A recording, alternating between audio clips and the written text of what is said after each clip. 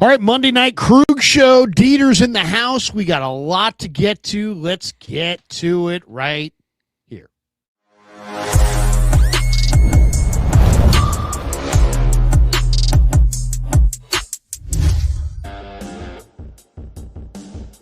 Off and running Monday night Super Bowl week. Hope everybody's enjoying their Monday. Welcome to February. It's February 2nd. Man, January came, January went. That was quick. I got bad news, Larry. February goes even faster. Yes. Yes, it does. Yes, it does. And welcome to the week of Super Bowl 60. Welcome to the Krueger Show, brought to you by Pig and a Pickle. The best barbecue in all of Northern California is Pig and a Pickle. Check them out. They're in Emeryville. They're in Corte Madera. They're soon to open in Petaluma. They're open 7 days a week from 11 a.m. till 8 p.m. or until they run out. Go say hi to Damon and Mary. Get some brisket. Get some brisket chili. Tell them the Krueger sent you. We're also brought to you by Sleeper. That's right. The link's in the description. Use promo code Larry. Sleeper will match your first deposit up to $100. Links in the description. Terms and conditions do apply. And thanks to Claudaddy Arcades for sending us to Philadelphia during the playoffs. She's a great follow on Instagram at Claw_Daddy_Arcades to find a location near you. 7 locations, including Capitola. We're big fans of Claudaddy Arcades. All right, we're off and running, and we titled the stream, What Do the Niners Need to Do to Get Back to the Super Bowl? Why don't we start with Super Bowl 60 and the matchup? And before we get into exactly what the Niners need to do, why don't we talk a little bit about this game? And I think a lot of people, I've talked to a number of people today, and there's this prevailing wisdom that Seattle is a whole lot better and they're going to trounce New England. And I just, I don't know, man. I just don't see it that way. I always look at who you played and how you played them. You know what I mean? And when you look at Seattle, what have we seen in these playoffs? We saw Seattle beat the Niners, but the Niners are a mash unit, and the Niners weren't ready for that game, and the Niners were blown out. I mean, they had fired their shot in Philly. Yeah. Okay. They had nothing left at all. They were just waiting around to get beat, and sure enough, they got beat, and they got beat big, 41-6, and it was over at the Anthem. So that was their first game, and Seattle had a rest advantage in that game. Not that the rest disadvantage was the reason that the Niners lost, but it just made a already one-sided game very one-sided. So then you fast forward to the conference championship game, and Seahawks again at home against a very good Rams team, but they had the extra day of rest. They were sleeping in their own beds. The Rams had come from Chicago. They were a little road weary, and Seattle beat them, but they didn't beat them big. I mean, they beat them by 4, and you kind of wonder about that game. That was also Seattle playing in Seattle. And it's a tough place to play. It's very, very loud. Now you're getting a New England team that, defense is really cooking, and they're giving up very few points a game. And to whom?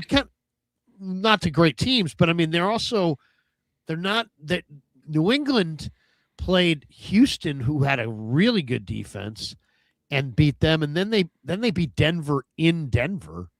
Who were the quarterbacks for that game? Yeah, Jarrett Stidham and C.J. Stroud. C.J. Stroud, who was turning the ball over like it was some sort of a match-fixing scandal, who, by the way, had fewer turnovers in that game than Drake May, who put the ball on the floor 4 times in that game. Right, but I mean, okay, so once again, they overcame turnovers. They've overcome turnovers. The thing about Seattle to me is that Seattle has a guy in Darnold I don't really believe in. Fair enough. And then they've played they've played 2 games, really just 1 game, because the Niners were totally not ready. Sure. So then they got 1 game against the Rams team. They had an extra day of rest. They're at home, and they barely beat them. I don't know. Why did they get that? Why did they get that bye, though, Larry? Why didn't they have to play in the first round? Because they were the number 1 seed? Because they went to San Francisco and absolutely kicked their teeth in Week 18. But I mean, that's the same crappy Niner team. We're talking about okay, we're talking but about multiple a Niner wins. team that beat the Eagles, and fair enough. Okay, fine. We don't agree that that's there. The Rams are a very good football team. Let me just throw a stat at you real fast. The Seahawks' losses this season have been by a combined 9 points. The biggest loss they had all year was week 1 to the 49ers, 17-13. They have lost by a total of 9 points all year. So who have you played and how have you done against them? The Seahawks had a much tougher schedule, maybe not at the back end compared to the rest of the 18, but they lost by a total of 9 points. So they had the 1 seed. You can't take that away from them. I mean, does New England get extra points for not being the 1 seed? Is that your argument? Getting to play the Chargers in the first round at home, getting to play C.J. Stroud, who's just totally regressed and was terrible in both of his playoff games, getting to play him at home, and then getting to play Jared Stidham on the road in a snowstorm in the second half to where the only person who could move the ball was a quarterback running it because throwing it or giving it to somebody else was akin to turning it over. Like the Patriots defense is playing a hell of a lot better, but they're coming off of a cupcake schedule of all cupcake schedules, and their offense has been abysmal in the playoffs, and it's been abysmal as of late. It's just I don't know if I'm picking up what you're laying down with the whole I like the Pats run in. I think that the Seahawks have been dominant, and you're holding it against them. No, it's just it's dominant against who? I mean, against bad teams. The 49ers were the Rams are not a bad team. The Rams are probably the second best team in all of football. Yeah, but that's a road-weary team. But how is Houston not road-weary? How are the Chargers not road-weary? How are the Denver Broncos not completely a shell of themselves with a backup quarterback? How did they not get the demerits? I just think that you're looking at New England. New England has gone. They've won 13 of 14. The only game that New England has lost since September is a 4-point loss in the division to the Buffalo Bills. Yes. And who did they beat during that stretch, though, by the way? But once again, you're saying that they didn't have a very good offense, but they finished the year 38 points. Then the next game before that, 42. The game before that, 28. Even then their loss, they scored 31. The week before that, 33, 26, 27, 28, 24, 32, 31. You can make the exact same argument with the Rams, or the Seahawks, though. But I mean, they went up against Houston. Houston's defense is really, really good. And Seahawks beat 28. And the Seahawks played Houston in Week 7 and won 27-19. The Seahawks have lost one of their last 1, 2, 3, 4, 5. They've lost once since October 12th, or since October 5th. I'm just saying that the Seahawks team that I'm seeing. Okay, so we've seen in the course of history some great defensive teams. Yes, come into the Super Bowl and overwhelm their opponent, right? Yes. And we saw it with Seattle and Denver. Mm-hmm. We saw it with Tampa and Oakland. We saw it with Baltimore and the New York Giants. Patriots and Rams. We've seen some great defenses snuff out some old, slow offenses. Rich Gannon, one of those years, and you know you've got some slower guys. I'm not seeing that right now. I'm seeing a really gutty New England team that is probably, I mean, you know, if you said to me, I think New England has a real good chance to, in this game, I mean, if they, obviously Drake May can't fumble 6 times, but I mean, Sam Darnold has been perfect so far. He has not been the Sam Darnold of old. Okay. What happens if they get into a game with a rugged New England team and Sam Darnold throws a couple turnovers to a really good New England secondary? And I just think that New England has some of the pieces that you need to slow down Seattle. Seattle's got JSN, but Christian Gonzalez is a pretty damn good corner. I agree with that. So I don't know. I mean, I what I see is a low scoring, mucky kind of, you know, tight game. I don't think it's going to be Seattle. Oh my God, they're snuffing out everything that New England has. And I mean, they snuffed out the Niners, but they didn't snuff out the Rams. Nope. And I don't think I don't think Drake May is going to get snuffed, and I don't think New England's going to get snuffed. I think they're going to be able to do a little bit against this defense, and then it comes down to what's Seattle offensively, and I don't know that you can run on New England the way that K9 ran on some of these other teams. So then it comes back to, can Sam Darnold beat you? And if they had a little bit more of a diversified passing attack, I'd feel better about it. But with a one receiver type team, I like New England. I think New England's going to be +2 in turnovers, and they're going to get the game in their terms. It's not going to be a high scoring game. It's going to be a low scoring game. It's probably not a fast track. It's more of a slow, muckier track, even though the weather should be okay. It might rain. Yeah, maybe and also, it's just not a fast track. It's not a fast surface. No, it's a longer. So the surface kind of, I think, favors New England. Okay. New England's Drake May's so young, but there's something game about him. And I don't know. I think Sam Darnold does not go through this playoffs unscathed. I think there's a couple turnovers in this game. And I like New England in a field goal game. Give me New England like 23-20 or 2017. I think it's going to be a low scoring kind of defensive slog on both sides. I don't know. We'll see. We can all admit this. New England is on a magic carpet ride. They won 3 or 4 games last year. They're on the verge of winning the Super Bowl. Mm-hmm. This is a magic carpet ride for them. And how'd that go for the Niners in 2019, by the way?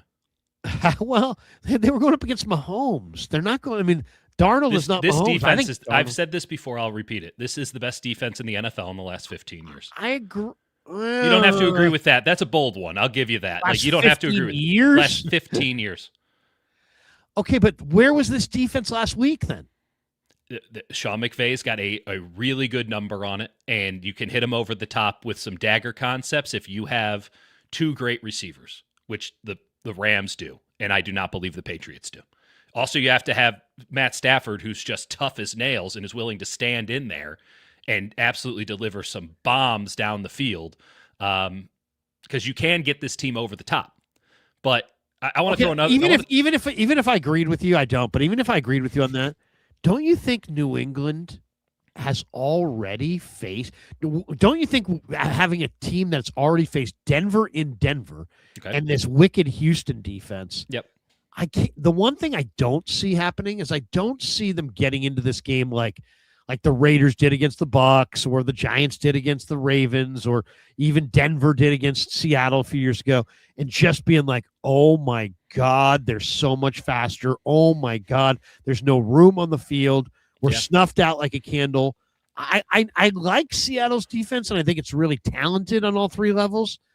I'm just not seeing that level of a defense. And to be completely honest, New England has found a way to conquer Denver's defense on the road and Houston's defense at home. Do you think Seattle's defense is quite a bit better than those defenses, really? Yeah. Okay. I think Seattle's defense is the best defense in football in the last 15 years. And Drake May didn't exactly conquer them, because in the last 10 years, there have been 32 examples. This is from Keel Shapedia's Ringer article, and it's a pretty incredible stat. Last 10 years, 32 examples of a quarterback making 3+ postseason starts in a given year. Among that sample, Drake May has the absolute last-ranked EPA per pass play and success rate. So he's putting up the worst long-term playoff run of any player in the last 10 years. Partially probably due to the terrible conditions, right? He was 10 of 21 for 86 yards. But what was he? Then he had 4 fumbles, and how bad was he against Houston? And then how bad? So what?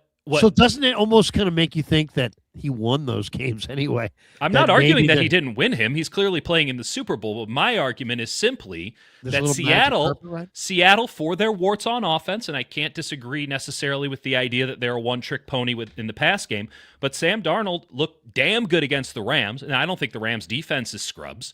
I thought that they did a really nice job with Kenneth Walker on the ground. I thought that they blocked well. I could make the argument, though it's a lot closer, that the Seattle has a better offense than New England. I can make that argument. And in that, I already think that Seattle has the best defense in the last 15 years. So with all the positives that I see from New England's defense, like it's not the Seattle defense. It's not even top 5 in the NFL this year.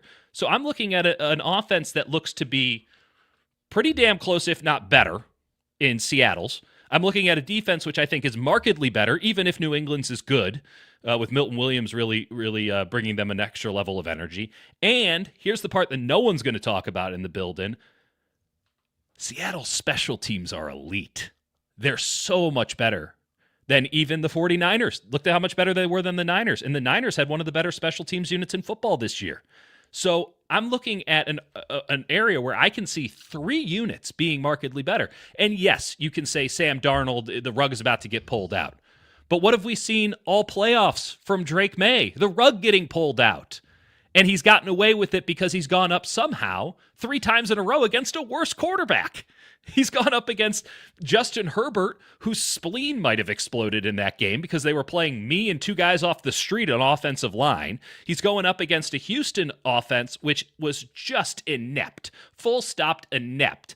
And then he's going up in the snow against Jared Stidham in a game that, a lot of people blame the Broncos for losing with Jared Stidham as their quarterback. And now you're going up against a Seattle team that just outdueled offensively the LA Rams, and absolutely snuffed out the San Francisco 49ers 2 out of the 3 weeks prior. And you can say, the 49ers sucked, but we were also peddling a lot of positives coming off that game against the Eagles. But that's just because we do 49er content. No. You got to be honest either way. And I honestly thought that the Niners hoping more than anything. There was a little more pluckiness to them than we're giving them credit for. They just got absolutely demolished by the Seahawks. Man-to-man, they got their teeth kicked in.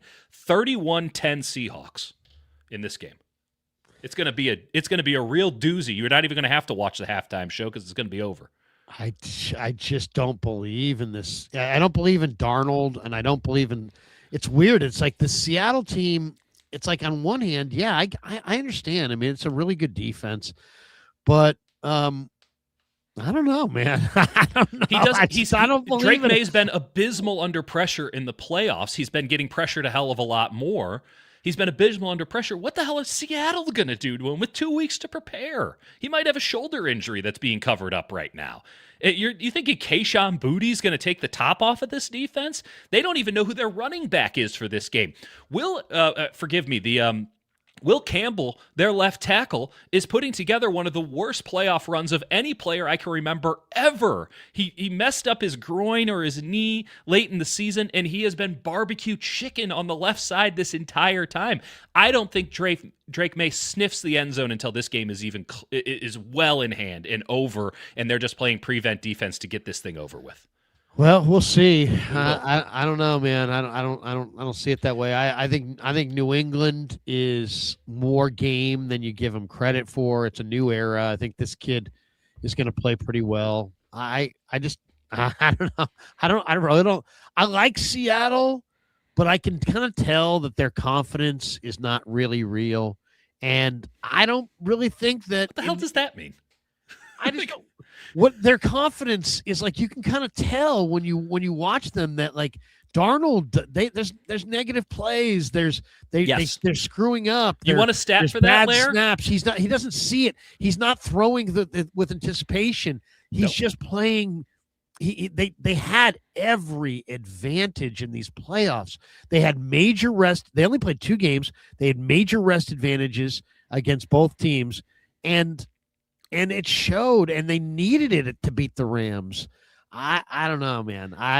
We've already played the Super Bowl. The Super Bowl was last Sunday which is also I think a false. I think that's a false. I'll be on with you Monday. I really like New England. I like New England because I think New England has got a receiver. I think that's going to be able to make plays. Diggs or Booty or Pop Diggs, Douglas? Diggs. Okay. And then also where was he? I think not only is Diggs, really, really good, but I also kind of I think Seattle is just the perfect team to face if you're New England, because they've had everything going their way. They're Kenneth Walker has had really amazing games. I think he's outplayed, and Seattle and New England's really good against the run. So now you're going to actually ask Sam Darnold to do something, to actually carry a team. I also think Seattle's the wrong team because they are a one wide receiver team. I mean, Rashid hasn't done anything. So it's like you've got a one wide receiver team and a running game that's been really, really carrying you. Now I think you're going to take away that run game, and they're going to lean everything towards that one receiver. And I think this is going to be a much more uncomfortable game for Sam Darnold. And I'm expecting him to have a couple turnovers. And if he does, I think it's literally a coin flip game. I really do. I mean, that requires a 2 turnover margin to be a coin flip game. Like, doesn't that, if he doesn't do that, if he performs like he performed against the Rams, where he goes 25 and 36 for 346 and 3 touchdowns. I'm telling you, though, man, I watched that game. I mean, he was so a tick behind, and it just didn't matter because they just were that much better. But this secondary that New England has is better. And I think New England's got a really good secondary. You know, you say New England's Seattle's way better on special teams. Marcus Jones is a terrific return guy. So I mean, he could easily. He's not Shaheed though. He's not Shaheed, but he's a great return man in his own right. I just look at Seattle and I see, okay, they had a Niner team that wasn't ready for that game, and then it was everything about the Rams. A team they'd played now for the 3rd time, and it was a coin flip game at home with rest. Now they don't have the added rest, and they're not at home. They're in a neutral site against a team that's feeling really good about themselves. And there's and if there's, we're at this point too, it's like, if there was a major talent disparity, I'd go with it. But I don't see a major talent disparity. So then I go to the who's got more kind of magic going. I like New England's magic. I mean, it's truly magic. What they have done to this point is magical. Turn their season around from 3-14 to 14-3. I mean, he's the coach of the year. They're really playing well. They've got tons of confidence. The other thing is, like, there's young, there's old, and then there's baby, and that's what. Young is scary. Baby is not. Baby is like, hey, you know what? You don't even know what you don't know. And that's where Drake May is. That's the Drake May I see. He's not stressed at all. He should be, but he isn't because he's so new to the thing. So we'll see. I mean, we'll see. But New England beat Denver in Denver. New England beat I think the best defensive team. You think Seattle's better? I like Houston. I like Houston's defense a lot too. It's the only one that I think can have a conversation. But they beat them. They beat Houston's defense. And so did Seattle by the same exact margin. Yeah, I'm just saying. But you're also talking about a New England team that has not lost since September. So and I'm talking about a Seahawks team that has 1 loss since October. Yeah. But once again, their playoff run, I think, was very, very fortunate. Very fortunate. The Seahawks? Because I think most people make the exact opposite argument.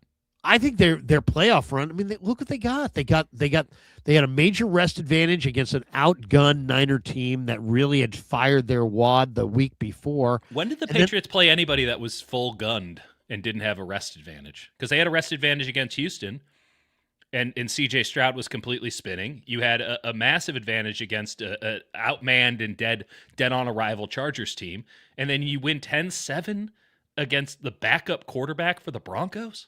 Well, but there was weather there. I also kind of think that they believe in their coach. I mean, their coach is making right decisions. I don't know, man. I mean, Mike McDonald is a really good defensive coach, but you know what? I mean, you could make an argument that Clint Kubiak's mind is with the Raiders. I mean, you could make an argument that he's worried about his next opportunity, and he's already kind of moved on emotionally. I mean, I've seen this situation before. Let's just say this: if it comes right down to it, I would bet anything that this is a game and a really, really good game, as opposed to this is a blowout and a coronation. Like Seattle was too fast for Denver, but this is not. It's not going to work like that this time. This Seattle team is not going to be like overwhelming the Patriots, and the Patriots are down 14, down 17, down 21. That's exactly my prediction. Really, I don't see that at all. I think it's.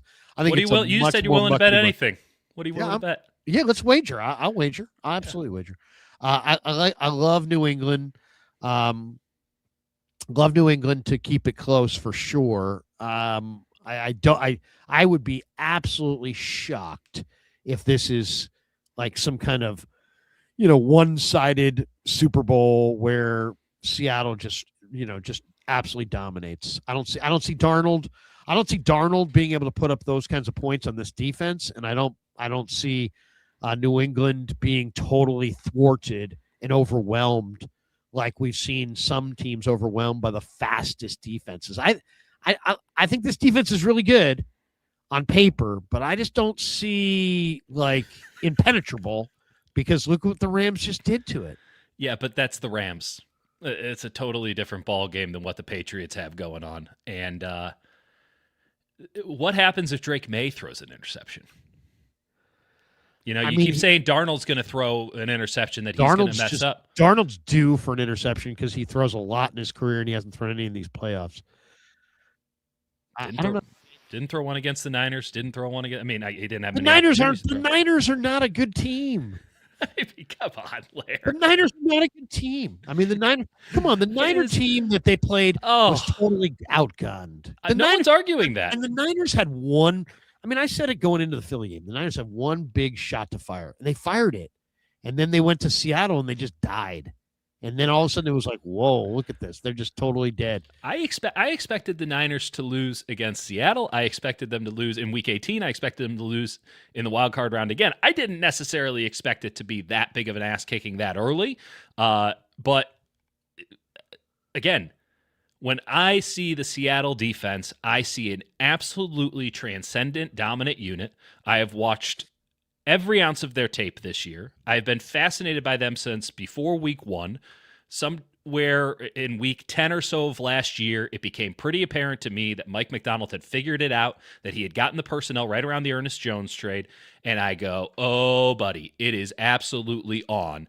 And when I watch the New England Patriots, and I've watched now a bunch of them over the course of the year, I see a team that has gotten, you want to talk about magic carpet ride, just think about the quarterbacks that they've played and the situations that they've been in. So you just go through the wins. They lose to Buffalo on December 14th, but they beat Carolina. Okay, they beat Buffalo on October 5th. That's a nice win. They beat Spencer Rattler. They beat Cam Ward. They beat Shedeur Sanders.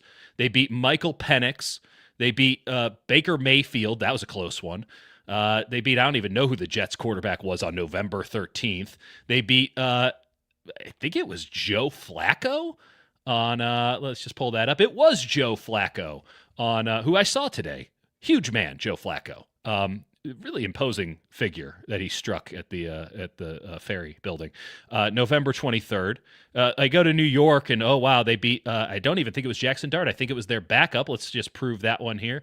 It was Jackson Dart. So hey, there's something there. On December 1st, they lose to Buffalo. They play at Baltimore, and you go, oh well, they beat Lamar Jackson, and I would say no, they didn't. They beat Lamar Jackson. And Lamar Jackson threw for 100 yards in that game. It was 28-24. They beat Connor Cook, M-I-Z, and the Jets 42-10. They beat Miami, who everyone was getting fired, 38-10. And then it's been one of the easiest cakewalk schedules. You're looking at one of the worst quarterbacking performances in the history of playoffs to get to the Super Bowl. And I think everyone just holds them up. It's being held up by narrative. And narrative doesn't mean squat to me when I see a defense as good as Seattle's. And when I see an offense that, This defense, though, Dieter, that you say is good as Seattle's, gave up to Blake Corum 6.1 yards per carry. Yeah. That's Seattle's defense. Seattle's defense against Stafford, who's 38 years old, got 1 sack on 35 dropbacks and watched him almost throw for 400 yards. Mm-hmm. So, and then it's the Seattle's single run best game, defense in the DVOA era. but Seattle's run game ran for 2.9 a carry against the Rams, and New England's run defense is better than the Rams. Mm-hmm. So, once again, I don't think the run game's going to be there. Okay. I think it's going to be a lot on Darnold. They've got one receiver. New England is a really good secondary.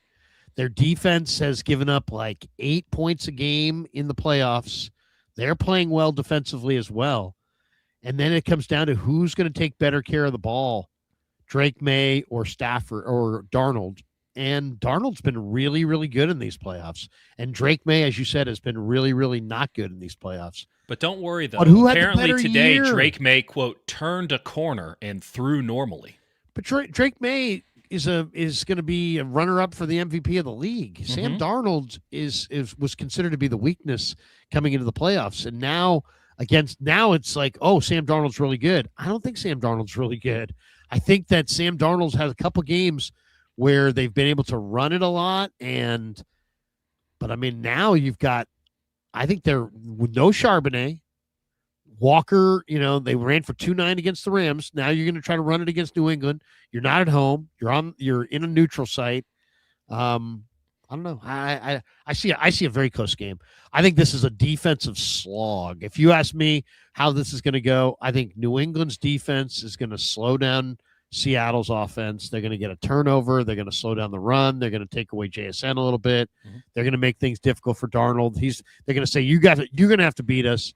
And he's going to beat him, and he's going to not beat him, and he's going to beat him, and he's not going to beat him. So I think they're going to be pretty inconsistent. I know Seattle's defense is good, but I think New England is going to be able to do a little something because the Rams did a lot of something. And, I mean, how come no other team was able to do anything but the Rams this year? But I mean, do you think Blake Corum 6 yards a carry is something that the Patriots between Travion Williams and Ramondre Stevenson, they couldn't do that? Because I kind of think they probably could. I think if Corum can go for 6 yards a carry, I think those guys can have an impact. I don't know. We'll see, man. We'll see. I see a low scoring. I mean, Kyron Williams went for 3.9. I mean, it was they ran. I'm not arguing that they didn't, but they also, didn't. They kept Devontae Adams in relative check. Stafford just has their number. Stafford's a great quarterback. He's the one quarterback who's made this thing work because he can hit those deep balls. He stands and delivers and hits those deep balls consistently. Sean McVay is an elite offensive coordinator. The 13 personnel gives them all sorts of trouble. Right? 13 personnel is how you combat what Seattle does on defense, because Seattle doesn't sub, and they say our guys are more versatile and more athletic than your guys. And for the 49ers, where you have, in the case of the playoff game, one versatile offensive player in Christian McCaffrey, yeah, they are. And they're going to absolutely snuff you out. When you go to 13 personnel with 3 tight ends and you're playing the same game of who's coming and who's going, it does create some issues. So unless I see the Patriots lining up in 13 personnel, but if they want to keep doing their 11 personnel thing, it's not going to work, because I have seen what happens when teams try to go straight up against the Seattle defense and try to do what it is they do. They get absolutely swallowed whole by a defense that, again, I think is going, after this is over, I have a very strong suspicion that a lot of people are going to be coming around on my current opinion, which I've held now for about 10 weeks, that this is the best defense in the last 15 years in the NFL. We'll find out on Monday. I like the Seattle defense personnel wise. I really do. I like them, but this awesome defense that they had against Stafford got 3 hits on the quarterback last week, 3, and he dropped back a lot. Now you got a quarterback who's got mobility and will run a little bit. I don't know, man. I see a low scoring game, and I think this is going to come down to a field goal one way or another. I don't think New England's going to be overwhelmed by Seattle's speed or Seattle's defense, because they've given up a sack on 16% of their dropbacks in the playoffs. I just don't think they're going to get overwhelmed, though, because they've gone up against defenses that are right there. I mean, that are right there. Denver is got a really good front. Yeah. Houston's got a really good defense. And they sucked. But they beat those teams. And they beat Denver in Denver. Because Jared Stidham was a quarterback in a snowstorm. And because they were playing C.J. Stroud. And you might not think that Sam Darnold and this Seahawks offense is better. I firmly do. They might not be great on their own in a vacuum, but they're sure as shit better than those two offenses.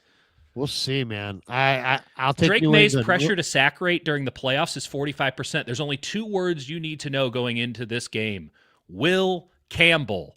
He can't protect his quarterback's blind side. And if you can't protect the quarterback's blind side, you're dead on arrival. Doesn't mean you're going to win, though. I mean, hey, the Chargers had 5 sacks of Drake May. They lost. Yeah, well, because they gave up like 14. Well, because New England ran for 5 yards a carry. Yeah. New England ran 29 times for 146 yards. They ran for 5 yards a carry. Yep. So, I mean, New England, we'll see. I think this game is going to be definitely going to be a game. I would be very, very, very surprised if all of a sudden it was like, oh my God, Seattle's running away. I like the Seattle defense, but I definitely don't think it's going to overwhelm this New England offense, because I think this New England offense has done nothing but go up against really good defenses in these playoffs, and they found a way to win. And I just think they're going to find a way to win in this one as well. We'll find out. What do you want to wager? Let's wager. $100. $100 on what? You can take the spread. What is it exactly? 4.5. Okay, let's do it. $100 on 4.5. I'll take New England. Yep, I got Seahawks plus 4.5. Let me see, where is it? That gives you the close game argument. 4.5. Yep, I'll take New England. Well, let's just so Mrs. Krueger doesn't get nervous, let's make it 50. 1,000? Let's do it. That's fine. I mean, it doesn't matter, but I mean, just in case she's watching me closely, we'll say $50 on the Super Bowl. We won't play with the spread, even if the spread moves around.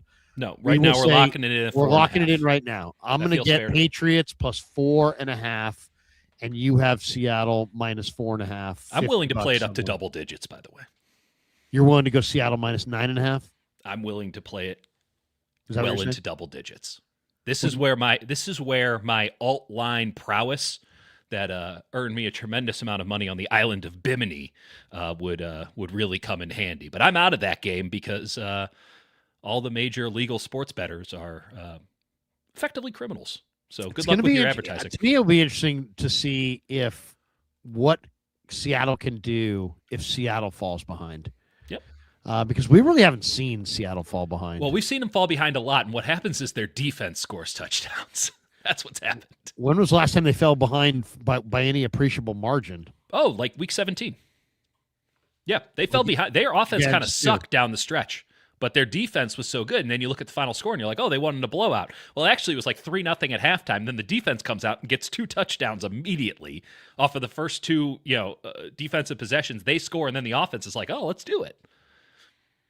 All right. Well, here we go. We got our wager. All right. So I'm taking New England plus 4.5. Yep. Let's get back to our topic here. What do the Niners now need to do to get on this level so that they're a Super Bowl contender? Mm-hmm. I mean, is it, I know they think they just need to do a little bit of this and a little bit of that. Other people see it as they need a lot. There's a lot on their to-do list. Mm-hmm. Including some people want to, switch, especially today with the switching of Al Guido's title. They're like, hey, you know what? Now move John Lynch into more of a president's role, replacing Guido, and go hire a young GM and go that route. They're not just a vague young GM that will somehow fix it all. Like, well, I mean, that's the that's like I legitimately don't understand how people think John Lynch is doing a bad job. Like, I don't. Is he doing as good of a job as everybody else? They've missed 10 times in the third round. I mean, their drafts in 21, 22, 23, and 24 don't look good. You can't have 4 bad drafts. He did. Yeah. But I mean, you can't have 4 bad drafts and not lose your place in line. And that's where they're at. They're no longer on that top tier. They're just really not. I would venture to say that going into next year, do we have these odds actually? This is a good question, because a couple of weeks ago, I said that the Niners could very well have the best Super Bowl odds for 2026 of all the teams. Now, there's a million transactions and things that need to happen. I don't know if any odds for next season are out. Obviously, I would imagine that the Patriots and the Seahawks will be very high on that list, given their current position. The Rams, I don't know. The Rams might fall off. I think everyone will be very bullish on the Bears. I don't know where those odds are right now. I think that the 49ers are going to be in the creme de la creme of Super Bowl odds for next year before any actual action happens, and that they can fall off of that platform with a bad offseason, or they could really bolster it and get very close because they have the head coach, they have the quarterback. There's going to be a lot of questions about the talent around that quarterback, and I think that's fair and a good place to start this conversation. But the defense is in a position to jump back up with the re-addition of Bosa and Warner and a lot of the young guys that I thought really came along late in the season. Not enough to, solidify a bad defense, but ultimately there's nice pieces there. They look like complementary pieces. I don't think that they need to do some sort of major revamp, and I did think that John Lynch has done a pretty effective job in rebuilding this roster over the last 2 drafts. They still have a long ways to go. They're not in a position where it's right there and sitting for them to where they don't have to do squat. They can just roll into next year and everything will fall into place. But what team going into next season can make that argument? I don't know if there is one where it's just everything set in stone. You just run it back and try again. Well, I mean, there's always turnover across the board, but I mean, the reality is that they had an okay draft in 20. 21 was a tire fire, and and 22 was worse. But we're talking about 2026. 23 was worse than that, and 24 right now doesn't look great. So now you've got, in the last 5 drafts, you've got 4 that you're trying to forget, and that's kind of where they're at. They need multiple linebackers, multiple wide receivers, a primary pass rusher on the interior, a primary pass rusher opposite Bosa. So to me, you've got 2 real significant needs on your front line. And then I don't know about the opposite of Bosa one, but okay. Well, you're going to go with Bryce Huff? Yeah, Mykal Williams, Bryce Huff. I think Keon White's a hell of a player. Mykal Williams has 1 sack. Bryce Huff didn't hardly do anything in the second half of the year. I'm talking about a difference maker. I'm talking about a bookend. I'm talking about Zion Young or somebody. Okay. They don't have that kind of guy.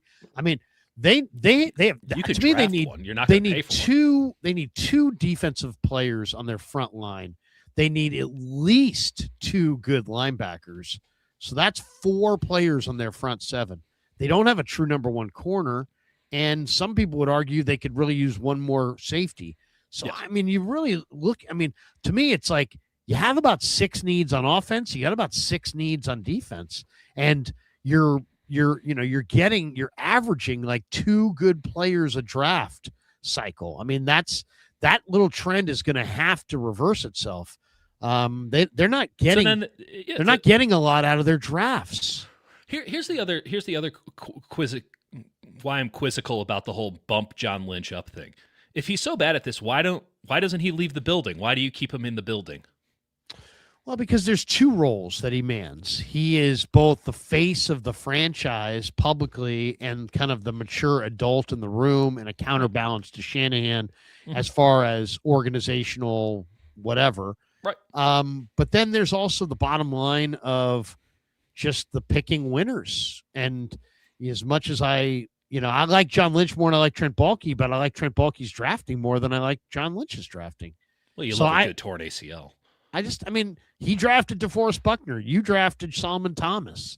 Yeah. I mean, if you're John Lynch, he also drafted Nick Bosa. But that was 2019. That's 5 years ago. Yeah. 6 years ago. Nick Bosa, Deebo Samuel, 2019. Since that, Their day one and day two picks have been Kinlaw, Brandon Ayuk, Trey Lance, Aaron Banks, Trey Sermon, Ambry Thomas, Drake Jackson, Ty Davis Price, Danny Gray, Jair Brown, Jake Moody, Cam Latu, Ricky Pearsall, Renardo Green, Dom Pooney. And then this year, Mikael Williams, Alfred Collins, Nick Martin, Upton Stout. I mean, they have missed too many day two picks. So, I mean, I like John Lynch, but, Eddie D would have already made a move by now. And if what I'm hearing is true, that they're disenchanted with Pearsall and Renardo Green in any way, if that's true, then the 24 draft class is now called into question. And what do you really have there? You have Dom Pooney and Malik Mustafa. Once again, you're getting a lot of two-man draft classes. They had a pretty good draft class in 2019. Nick Bosa, Debo Samuel, Andre Greenlaw. So they had three guys in that draft. They got Ayuk, McKivitz, and Jennings the next year. So there's three in 20. That's three. But since then, I mean, you're dropping it from 3 to 2 and pretending like this is catastrophic. Also, we're just presuming three's not a good number either. Okay, not when John Schneider is going 5 for 5. But he isn't really though. He isn't. When you look back on it, he's done very well very early. I'll give him that. He's a very good drafter early, and they have done an exceptional job in rebuilding that defense directly. They just took Zabel and Eman Wari. I'm not arguing that they don't do a great job. I'm not in any way saying that Schneider isn't better. That's what's happened. That's what's happened. The Niners have not been able to keep up with those guys. I mean, I like Lynch as a guy, but so what? You have to hit in the draft, and you have to, you don't like Nick Martin. He was his third round pick this last year. And I was the first person to point out. Pearsall and Green aren't doing a whole lot right now for them. They were the first two picks in 24. So very late year first before round that, they go Brown, second. Moody, Latu in the third round. I mean, that's awful. And then before they traded 3 first-round picks to get Trey Lance. Like, listen, and Drake Jackson, Ty Davis Price, Danny Gray, top 3 picks in 2022. They're just not getting it done. We can talk about. I talked about it for 7 straight months for the last 3 off seasons on my show. This is not new territory. The counter argument to it is simply this: they also have Trent Williams and Christian McCaffrey. How'd that happen? But I mean, so what? I mean, those so what? Those are 2 of the most important players in the NFL over the last 5 years. So what? So they made a couple of good trades. That matters. You have to build the roster in every which way. I'm not saying that you don't get credit for it. I'm just saying they also drafted Brock Purdy last. I mean, did they not get credit for that? Is that just happenstance? No, I mean, you do get credit for that. I mean, but once again, you're falling by. You have 12 needs in 2025, and it's because you missed so much. Correct. In day 2 of the draft the last 3 years. Correct. I mean, come on. I mean, it's like I don't. There's nothing to argue here. I mean, John Lynch is a good face of the franchise.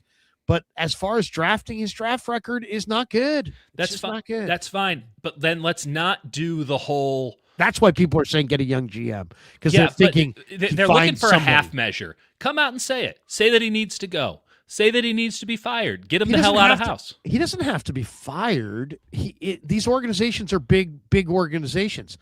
Heck, back when Eddie D ran the show, they had multiple guys, and there's no reason they can't have multiple guys again.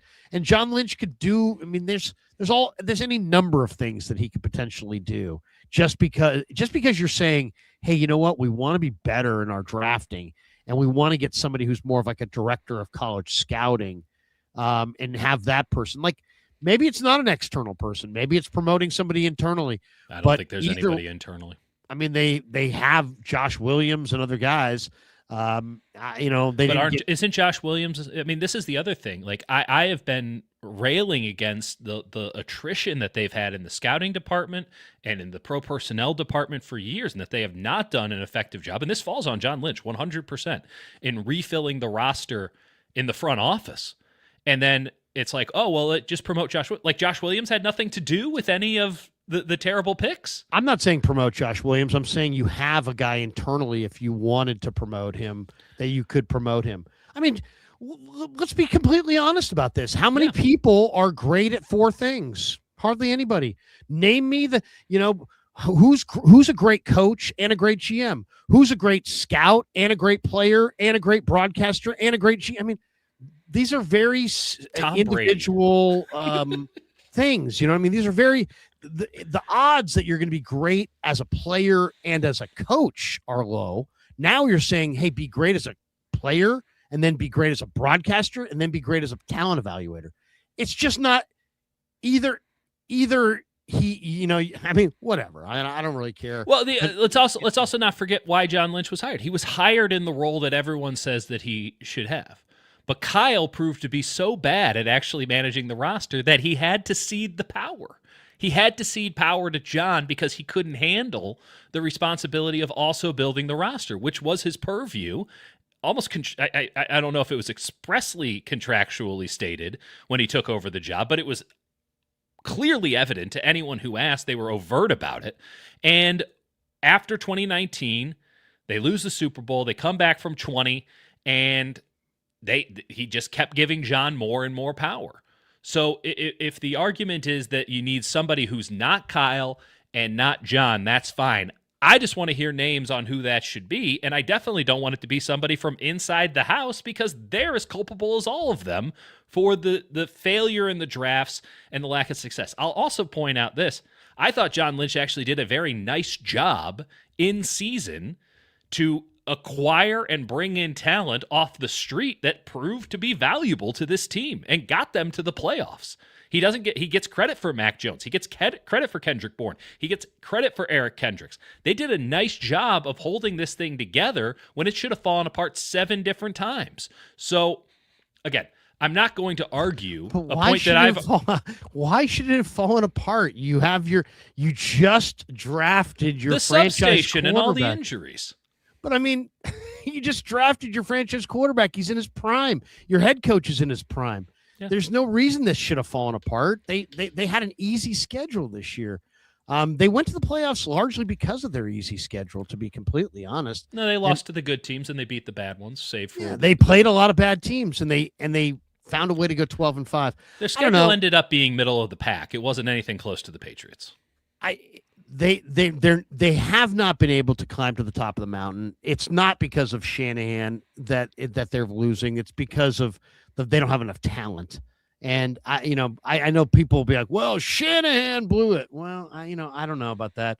I personally think that when you look at their team right now, the Seattle Seahawks don't need 12 guys. Green Bay doesn't need 12 guys. Philly doesn't have 12 needs, and Niners have 12 needs. 12 needs. I mean, we're not talking about nothing needs too. It's like you have no linebackers at all. You have no receivers at all. So you need to completely rebuild your linebacking core and your receiving core. And, you drafted a receiver in round 1 not that long ago.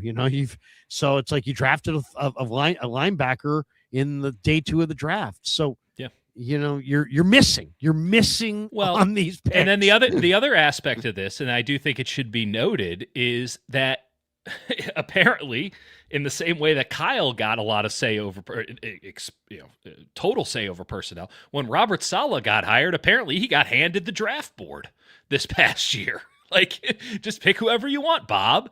We don't really know that. We do. We do. We don't know that. We don't really know that at all. We really don't know who made those picks. For all we know, Shanahan made every pick. Seems like anytime people are frustrated with Shanahan, they just are like, yeah, we all know Shanahan makes all the picks. Well, did he? No, they got a big kumbaya thing. I'll give them that. It's not as if Shanahan and Lynch were like, no, and Bob sent it in anyway. But they said they Bob hailed their process. They love their process. They love their process. Oh, it's so collaborative, Lair. Yeah, it's the most collaborative. They talk a lot about their process and about all the different people involved. All I'm saying is they gotta hit more, they gotta miss less, and if they did, they would be better. And there's no real logical reason. Groundbreaking analysis there. Yeah, it's not really crazy to think why they're not where they're at. They're not good. I watched them on the binoculars. I'm looking at it. I'm looking at this thing. I'm like, oh my God, they don't have anybody on the front 7 that they actually want. There's nobody on their front seven in the playoffs that they actually wanted. Maybe CJ West. That's about it. Everybody else is like, what? How did this guy get here? How did that guy get here? They're just woefully lacking across the board. And now Seattle's got way more cap room, way younger team, way better team, and John Schneider's drafted circles around them. And we can sit there and apologize for these guys for the mistakes they've made. For it, they've been. But I mean, they Seattle. have to own it. They have to own it because that's the real reason. They're not. It's not some magic carpet ride thing. Oh, it's all blamed on Brock Purdy. No, they don't have enough good players. I mean, that's really as simple as that. I mean, who else was doing what the Niners were doing this year? As we're crediting them for putting together this team, who else was picking up guys off the street that they were starting in playoff games? Nobody. And winning. Yeah. And not 41-6 wasn't winning. No. That's a different ball game though. But they could put together a roster with guys off the street that can beat the Philadelphia Eagles. That's not nothing. Now, they have a long way to go to be better than the Seattle Seahawks, without question. I've written this. I've said it a million times. That is their purview, is that they don't need to think about anybody else other than the Rams and the Seahawks. And I think the Rams are coming back to earth a little bit, just a little bit. They're going to have a really tough offseason, I think, this upcoming year. And Seattle, yes, they are in a position where they got a ton of money and they can do all this stuff. They also have to now pay a lot of their defensive players. So that cap space goes away. Now they get to maintain, again, what I think is the best defense of the last 15 years. And it's going to continue to be an absolute thorn in Kyle Shanahan's side. They're really young, and they have a ton of cap room. But honestly, it makes cap room in football. It makes the situation extremely simple and straightforward for the 49ers. And it's the same thing that I've been bitching, whining, and complaining about with the San Francisco Giants for the last couple of years. You have one job if you're the Giants. Go out there and beat the Dodgers. Do whatever it takes to beat the Dodgers. Because if you can beat the Dodgers, everybody else is easy. You have now the exact same clarity of vision if you're the San Francisco 49ers. Just beat the Seahawks. If you can beat the Seahawks, you can beat anybody. And they are in a position, if they do it right, which is a big ask given their track record, that they can do it. I'm not the one usually to sell hope here. They're going to have to do it, and if they don't, I'll be the first one to get in line and say they fucked this up. But ultimately, they are in a position salary-wise, roster-wise, I think, even with their needs, they can fill those needs. They have the ability to fill those needs. They're not in cap hell. They're not absolutely, so aged out that they can't possibly, it's one last run. They have somehow kept this thing relatively afloat when most teams would have bottomed out already. And they have a chance this offseason, if they nail it, which is a big ask, and some people will say it's impossible for them to do. I'm going to give them the benefit of the doubt in the sense of they have to prove that they can't before I'm going to say no, because they have the ability to do it. They have the ability to do it. They listen to you and me more, Larry, they'd get a lot closer. And well, they just say, but they're in a position to do it. How far are they from the Seattle Seahawks right now? A long way. How much can they close that gap in one offseason? A hell of a lot. All right. Well, let's talk about it for a second, because there was a documentary last night and tonight. It's going on right now. The Rise of the 49ers. Yeah. And, the first couple episodes obviously took the early years, and I lived it. I was a Niner fan growing up in the 70s, and I remember how bad they were, and they were bad. But they got good, and the real big moment for the 49ers was when they drafted Ronnie Lott in that 81 draft. They had Eric Wright, Carlton Williamson, Ronnie Lott. They drafted an awesome Hall of Famer in Lott. They drafted a perennial Pro Bowler in Wright. They drafted a very good starter in Williamson, and suddenly they had a redone secondary, and they looked really good. And I look at this team right now, and I'm like, you know what? This is exactly what they need right now. They, that team had Joe, that team had Walsh, but what they didn't have was a defense. And then all of a sudden, here came Ronnie, and here came Eric Wright, and here came the Niners, and they won a Super Bowl on the heels of it. And that's where they're at right now. They badly need fearsome defensive players. Fearsome. Yeah. But they also have 12, 6 or 7 big needs on offense. So they're going to have to balance that out because they probably need a starting tight end and they need a couple starting receivers and they need a couple starting offensive linemen. And they probably need a new running back and they really need everything except for a starting quarterback on offense. They've got a lot of needs. Let's just go right through it. Let's just say they don't have any needs on offense and they're just trying to build a fearsome defense. Yeah. Give me a fearsome defensive player in this draft that they can draft, or just in general. Yeah, no, I mean, you can't say Reuben Bain or anything because Reuben Bain scares the shit out of me. Let's be clear about that. He's a that great man player. Scares the bejesus out of me. I was watching. I have the All-22 of the national championship game. I have the All-22 of a shit ton of games, but I was watching the All-22 of the championship game because it honestly checked a lot of boxes for scouting, and I was like, oh, I legitimately feel fear looking at this Miami defensive line. So I would get one of them. It's not Bain. The answer you're looking for is Anthony Hill, the linebacker out of Texas. Sideline to sideline speed, plays like his hair's on fire. It's not going to be the physical intimidation that maybe you're looking for, that just mean some bitch you don't want to even come to his side of the field. I don't think that really exists all too often, but this guy can be your Azeez Al-Shaair. This guy can be your Dre Greenlaw. This guy can be somebody who you pair with Fred Warner, and you're like, I don't want to be at that second level. These dudes are too fast, too strong, and too crazy for me to mess around with. And Anthony Hill, this is a great linebacker class. You play Anthony Hill off ball, Jesus Christ. That's your guy at 27. All right, I like that one. I agree. He's a fearsome defensive player. The guy that I saw this week that I'm like, wow, this guy is fearsome, is the Florida defensive tackle, Caleb Banks. Yeah. Now he's got some kind of a foot injury that probably needs to be investigated because he's had it a couple times, a couple different versions of this foot injury. And we all know, foot injuries on big men are, whether they're basketball players or football players, that's always a concern. As Bill Walton once told me, big man, when the feet go, it all goes. Yeah. I mean, and he's 6'6", 3 1/4, but this guy, man, and I've there's been good-looking defensive tackles in this draft. I mean, Lee Hunter from Texas Tech and Daryl Jackson, Jumbo from Florida State. He's 330, and there's others.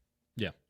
But this guy is just when you hear Tim Ryan talk about, man, the Niners need a war daddy up front, I think that's when I think of war daddy, I think of this kid Caleb Banks.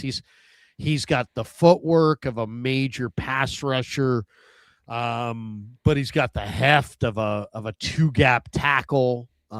He's big and ridiculously quick, and just it's really he's a foot injury concern.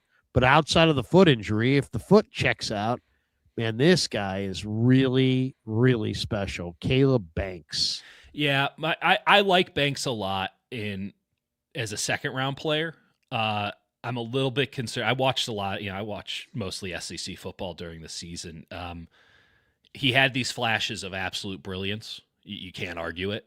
And then there was just a lot of arm tackles and high pad level, and I don't know how much of that is just Florida quitting on a coach that was effectively fired after week 4 or 5.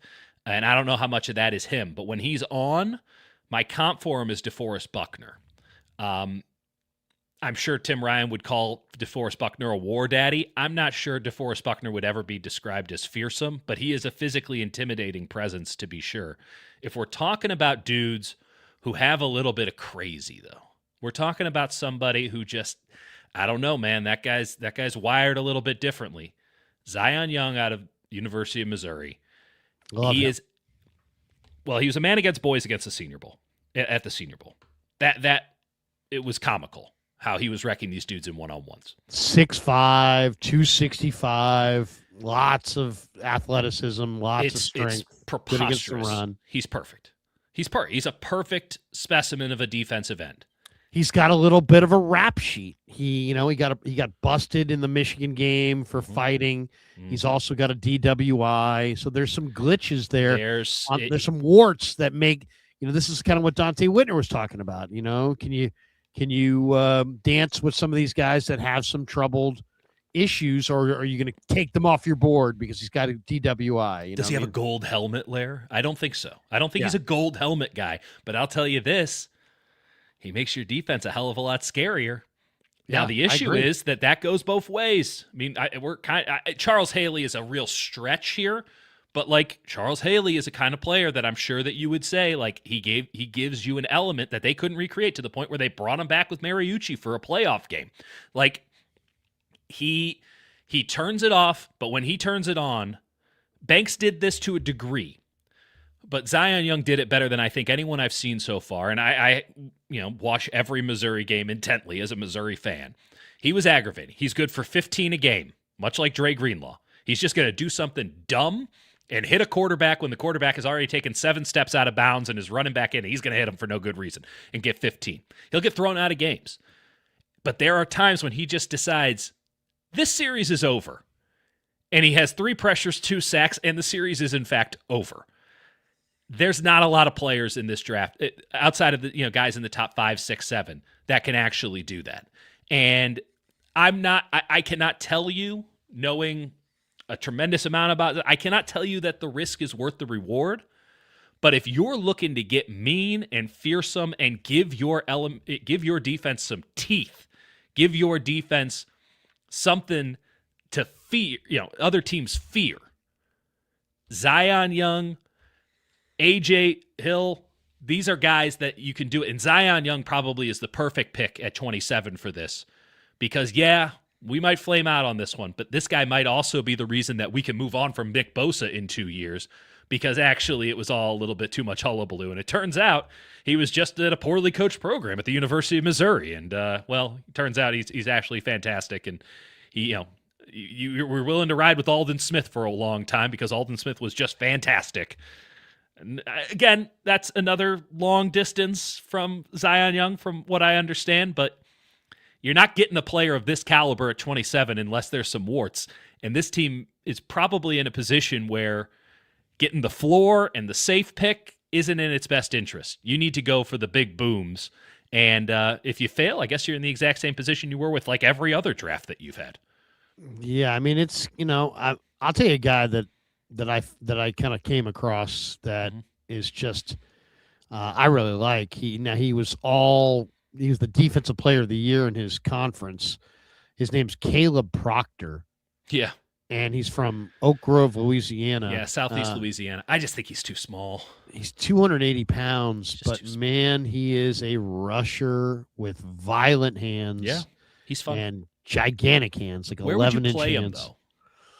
I mean, he's a three technique rotational rusher. I mean, he's a 5 technique, but I mean, I think he's a 3 tech. I think he's a 3 tech pass rusher. Yeah, I think he can work for the Niners.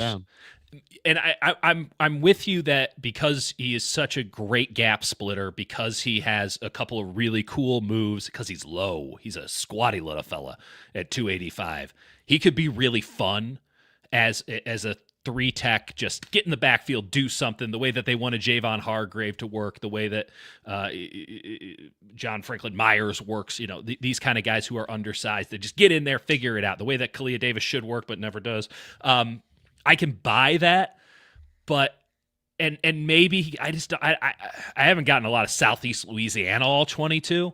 But I didn't love him at point of contact. So if someone actually gets hands on him, it becomes a little bit of a problem.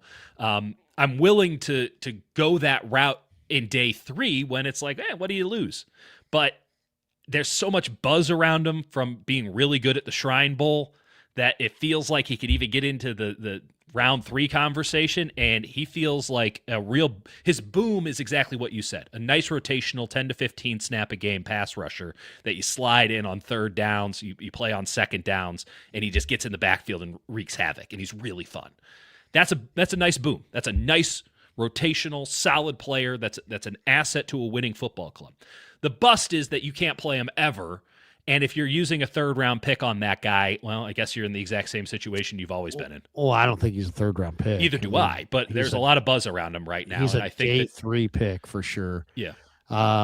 He's a day 3 pick. I mean, I would say he's a fifth round pick. That's the exact grade I have on him currently. But I mean, I'm just saying, this guy's a dog. He's definitely can rush the passer. I mean, they're going to need some. I mean, another guy, 2 guys that I think are really special. I think Caleb Downs and Bud Clark are really special. Emmanuel Caleb McNeil Downs is Warren, the best player in this draft. Yeah, Downs is going to be probably a pick in the around 15, 10, 15, somewhere in there. I think, safety's always seem to fall a little bit, but he's a great player. Dylan Thieneman's a good hell of a player as well. Jake really likes Thielman. I haven't cross-checked his tape yet. Legitimately, one of the things that I was thinking about when you said Ronnie Lott and in all this, it's like, okay, well, you can't have Ronnie Lott playing safety anymore, right? It's a totally different position than it once was. Corner. Yeah, right. So you can't have that kind of temperament. You can't play the same way that Ronnie did and create that intimidation at that position. You have to do it through psychological means and being super fast and just being a specter, a ghost out there, just wiping everything away before it even started. And the quarterback's 2 beats behind you. Downs is that kind of a player, and if he's hanging out anywhere outside of the top 10, I legitimately believe that the 49ers would be well served to trade up and get it. Like, if you're talking about a bold move that the Niners can make to really improve their team, getting Caleb Downs, there's no such thing as a zero-risk proposition. But, man, this guy has been the best player in college football for the last 2 years. He was a captain on the Ohio State team after he transferred in. He was a starter and a captain for Nick Saban as a freshman, led Alabama in tackles as a true freshman. This guy has been he's a great pedigree. This guy is as safe a bet as any player. I have him as the number 1 player on my board. It's not even particularly close, and I'm a Mendoza guy. I would take Downs first overall if you gave me the pick. Doesn't matter, what the Raiders. I would take him first overall. And if he's hanging out anywhere between 10 and 15, the Niners should go up and get him. They should find a way to go up and get him. And it's going to cost a pretty penny, and I don't think that they would ever complain about the cost in 2 or 3 years' time. I think they'd forget all about it because he'd be so good and so impactful. I believe that safety's our destiny, and this is the best safety prospect, I think, since Derwin James. He's terrific. He's a second-generation NFL player. His dad played for the Giants, Broncos, and Falcons. His uncle's Dre Bly, the former North Carolina corner, and brother Josh Downs. And this is a impact safety. I mean, this is a guy who is going to be a Pro Bowl kind of a player for sure. He's a great player. So, yeah, I mean, somebody like that, they need stars. They've been drafting just for need. Stop drafting for need and start drafting great players. You got to, at some point, the 49ers got to start drafting some great players. When you have all these needs, you can just take great players. Sometimes those two things can completely coincide. I mean, Bud Clark had one of the best weeks at the Senior Bowl I think I've seen. I mean, his coverage ability is really, really great. AJ Halsey, I mean, if you're liking that Ronnie Lott hitter, Halsey will start you for LSU. Yeah. He's one of the big hitters in this thing. This Emmanuel McNeil Warren from Toledo is rangy as heck. And what a tremendous talent he is. I haven't gotten anyone to come through for that all 22 on him yet. He's good highlight though. Package. I mean, there's a lot of guys there to like. All right, let's talk about free agency for the Niners because they're gonna need some help in free agency. Do you see a free agent or a cap casualty? Do you see a veteran that you're saying, you know what, this guy's a good fit for the Niners? Yeah, it's a tricky one because I've thought a lot about the left guard situation. The expectation is that Spencer Burford's going to get paid, and the Niners are not going to be the one to pay him, nor should they be. I'm a little bit skeptical of that, but I've had just enough people, both with the Niners and outside the Niners, be like, oh, yeah, he's like 10 to 15 a year. It's like, okay. Like, I like Spencer Burford more than I think anybody in the 49ers media space, but even I'm like, come on, let's get serious here. So he's gone. I'm very curious about Wyatt Teller right now, the outstanding left guard for so many years for the Browns. He's coming off of a big contract, right? I think he was getting $14 million a year. This past year was just weird. I mean, everything's generally weird with the Browns, but this past year, he's 31, was really weird. He gets benched halfway through the season. People are kind of wondering if it was political in nature. There's a strangeness to it. He was unquestionably a little off this past year. I think he can that brings his value down.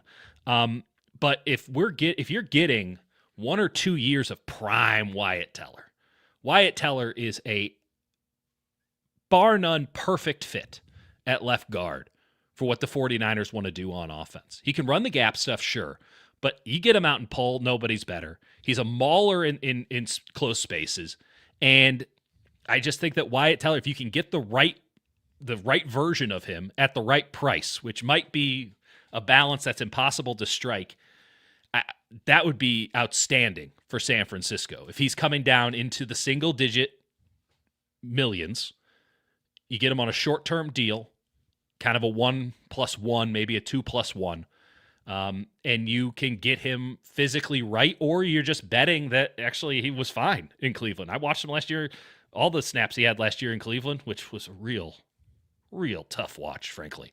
And a real waste of like 3 hours. I thought he looked fine. I don't think he looked as good as he looked in 24 or 23 or 22, but I didn't see that big of a drop-off, and I could kind of get myself into the mind space of being like, I don't know, maybe he just didn't want to be there anymore, which I can totally understand. Kevin Stefanski clearly didn't want to be there anymore at a certain point. I think Wyatt Teller would be awesome for them. And when you look at the rest of the left guard class, just the guard class in general, I think it's going to be tough to find a day one starter in the draft unless you're taking a tackle that can slide inside for a year or two. I don't love Ed Ingram as a mauler. I think it's going to be too expensive. I think David Edwards is definitely going to be too expensive. I kind of like Dylan Parham as a discount guy to kind of toss in there in a mix of 3 or 4 dudes, and then you can maybe figure it out at camp. But if you just want somebody to set and forget, hopefully, Wyatt Teller's the risk I'm willing to take. I think he'd be a really great fit at the least sexy position of all the 49ers needs. I don't know if they're going to pay a guard. I mean, he made $14 million this year. Yeah, I mean, I don't think he's going to get $14 million on the market. He might, in which case it's all moot. But if we can get him into the $7-8 million range, this is the kind of guy that you pay. This is the kind of guy that you make that bet on. Parham, I like. He's nasty, and he's a fighter. Good mover too. I think Parham got done dirty by the Raiders. I think it's been 5 offensive line coaches in 4 years. Like the guy that I would go for is Zion Johnson. I liked him at Boston College, and it hasn't worked out for the Chargers. And he's only 26. Now he made $3 million this year. He's probably going to get a nice little payday in free agency, but. Right. I like Zion Johnson's strength, and I like his youth a little bit more. He's 5 years younger than Teller, and he's going to be cheaper. Yep. I mean, if you're going to go for the Browns guard, I kind of like Petonio, who's even older and more broken down. But I mean, he's interesting. I kind of like Jennings Dunker as a guard. He'd have to be a guard. I don't think he can play tackle at the NFL. So I mean, he to me looks like. He's got that snatch trap down pat. Keelan Rutledge, I like a lot, quite a bit from Georgia Tech. I mean, the Pregnon from Oregon, Basantis from A&M. I mean, these are good players. Bo Stevens from Iowa. I'll give you one kind of sleeper that I can't quit. I really can't. The Oklahoma kid has got a lot of talent too. Yeah, the center. Yeah, he's pretty good. Fabechi, Nawawu, or whatever. I'll tell you the guy that I can't get over. Is Pat Coonan the center for Indiana? Coogan, sorry. I can't He's quit not him. An athlete. He's not an athlete, but man, I don't mind him at guard. Like he moves pretty good. He moves like he's a dumpy fella. He's got big old dumpy legs. He won the MVP of the Rose Bowl. I know. He was good at Notre Dame. I like him, but I just think that it's one of those things where he's a day 3 pick, to be fair. And also his movement, the Niners want guys who can absolutely run off the ball, and he just doesn't. But my thought is this. If we're focused, and again, this is maybe asking too much of the San Francisco 49ers, but if you're focusing on how do you beat the Seahawks, how about we start with maybe a little less movement and a little more anchor on the offensive line? How about you start getting some dudes who can handle the ball up front? Because they were in the trash compactor from Star Wars, snap after snap against Seattle, who they don't have bags. They don't have crazy pass rush moves. What they do is they push you really hard and really consistently all the way across the front. And you can do all your angles and all your pulls and try to, get off the line faster. What's going to happen is they're going to pick you up and they're going to move you backwards. So how do you compete with that? And I think you're going to need somebody who's got a dumpy ass on them a little bit and can hold the damn line for a while. And again, I'm not advocating that Pat Coogan starts at left guard, but I want to see this guy in the mix a little bit. I can't quit him. I think there's a lot of interesting guards. Oh no, believe me, I've been all over this guy. I like him. He's 6'5", 310. He's played at Notre Dame. Then he came to Indiana. They ran the ball. I love Kalen Black, the running back that they have. To me, that would be the back that I would try to get to try to pair with CMC. But yeah, Coogan, you're talking about a late day 3 guy. He's probably going to go in the 6th round or later. I put a 4th round grade on him, frankly. That doesn't mean he'll go there, but I put a 4th round grade on him. Oh, I guarantee you he'll be there in the 5th round. Okay. But the guy that I like is Brian 50? Park. Well, I actually think Coogan's such a poor athlete that that he's going to be there in the 7th round. But we'll see. We'll see how it goes. Brian Parker from the 2nd from Duke, the right tackle who's got short arms, and he his agent really good at center. Yeah, he looks really good at center. He's a movement and angle guy, right? But he's a nasty guy. To me, he is so nasty. I also like Logan Jones from Iowa. All the Iowa guys are pretty good to me. This year, I like Bo Stevens. I like Dunker. I like this Logan Jones a little bit. But my favorite center is definitely this Brian Parker. He is just nasty and he just wants to fight it out. And there's something really tough about him. I think my number one center is Connor Liu out of Auburn right now. I just thought he had really clean tape. Yeah, he's considered to be a high level. Yeah, I have Brian Parker at 82 overall in the tackle class at 82 overall. Bo Stevens could be a center too. Bo Stevens can be a center. So that's another guy to take a look at. I thought Jake Slaughter was pretty good at the Senior Bowl. I'm kind of torn on Slaughter. He feels like a Niner though. There's the Auburn guard, the combo from Auburn. I think they have Xavion Miller. And they have Dylan Wade, and there's another guy as well for Auburn. Auburn had some enormously strong offensive linemen, number 77. And all it did was get their quarterback sacked repeatedly this past year. They just to be fair, he was off. Dylan Gabriel was awful. Like, you watch it and you're like, man, why is their offensive line giving up all these sacks? And it's like, oh, because Dylan Gabriel's the worst quarterback you've ever seen. I think it was Dylan Gabriel. Sorry. I'll tell you, the guy who was just absolutely amazing was the ASU guy. Max I've spent a lot of time with him. I'm out on him. I'm out.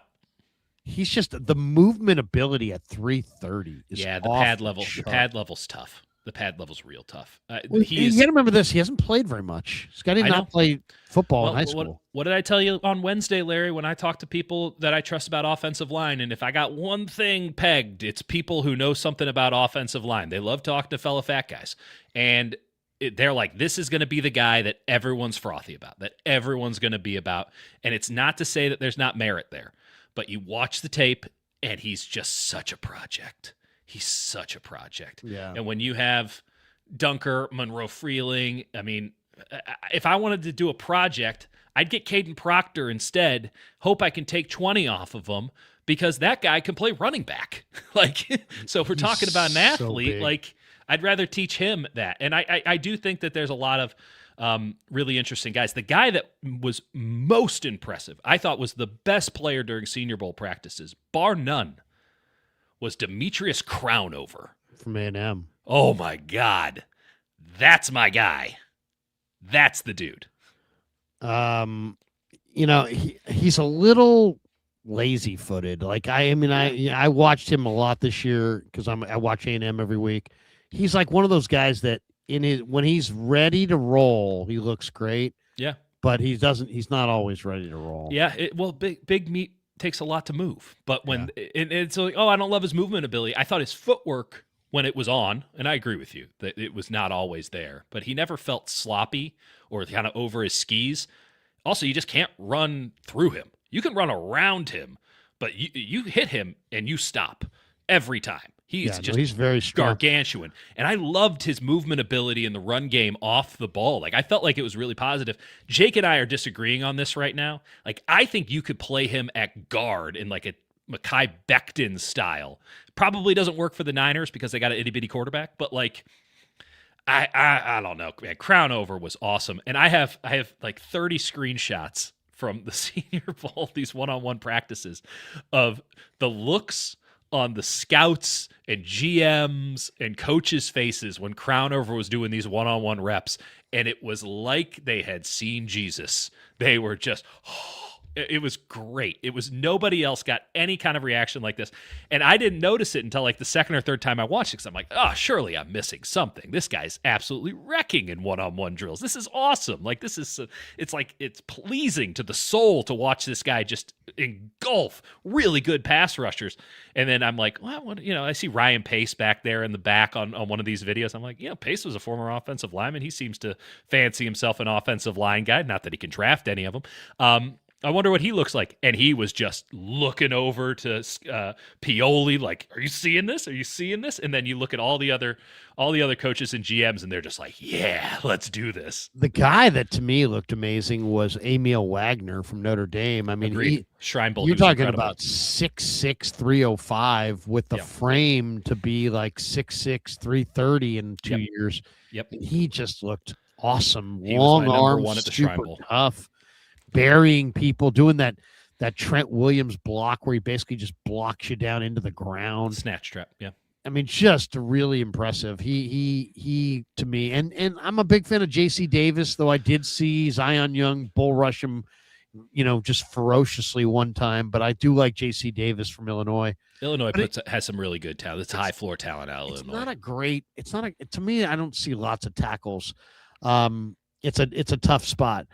Let's talk first. So to me, you're going to have to get great on the defensive line. You got to you need great players on defense. You need great players on offense, on the offensive line. I mean, they have to make a reinvestment there. Free agent wise, the two guys that I really like, and they're not free agents right now. They're more considered to be cap casualty candidates. Mm-hmm. But if they are, I like the idea of taking Christian McCaffrey and using him as more of a scat back and signing like a David Montgomery.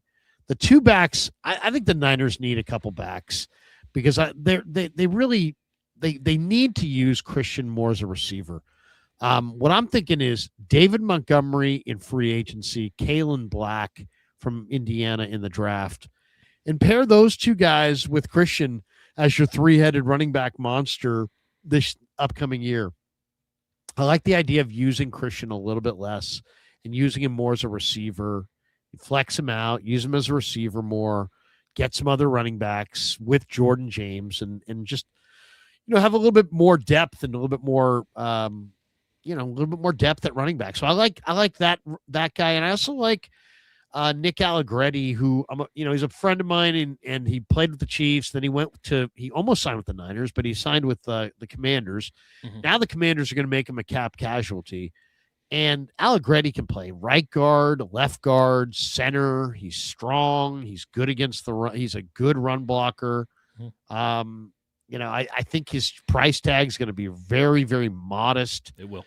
To me, that's the interior player that I would try to get in free agency is Allegretti, and I would like to get Montgomery, and I want to start running the ball a little bit more. Yep. I want a better offensive line, but I want a big, powerful between the tackles runner, and that can help Christian. And I think if the Niners could do that and run the ball, I think their chances of going to the Super Bowl with Brock Purdy go way, way up. Let me give you another cap casualty possibility that I like. Jonathan Allen from the Commanders. I feel that he's a mean sumbitch. Yeah. He fits what they need. And then if you're looking for another running back, I think that they really need to seriously look into Tyler Algier out of Atlanta.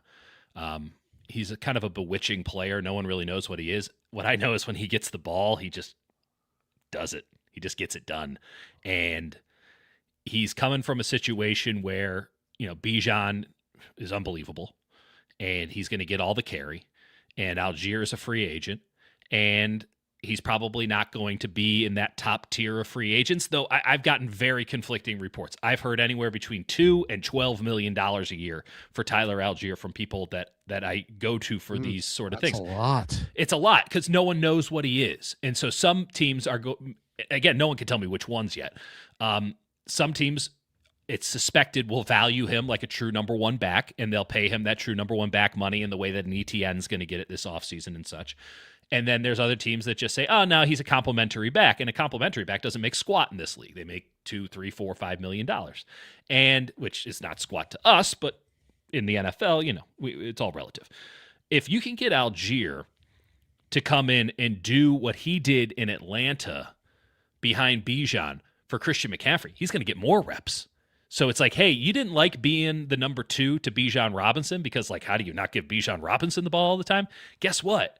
We can pretend like you're doing the exact same thing here, but you're going to get all the carries because that guy's getting injured real quick. And it's a bad analogy for most audiences. On my audience, on Dieter and Hutch Show, I think people get it because they're a bunch of dorks. And I mean that in the most positive way possible because I'm a dork.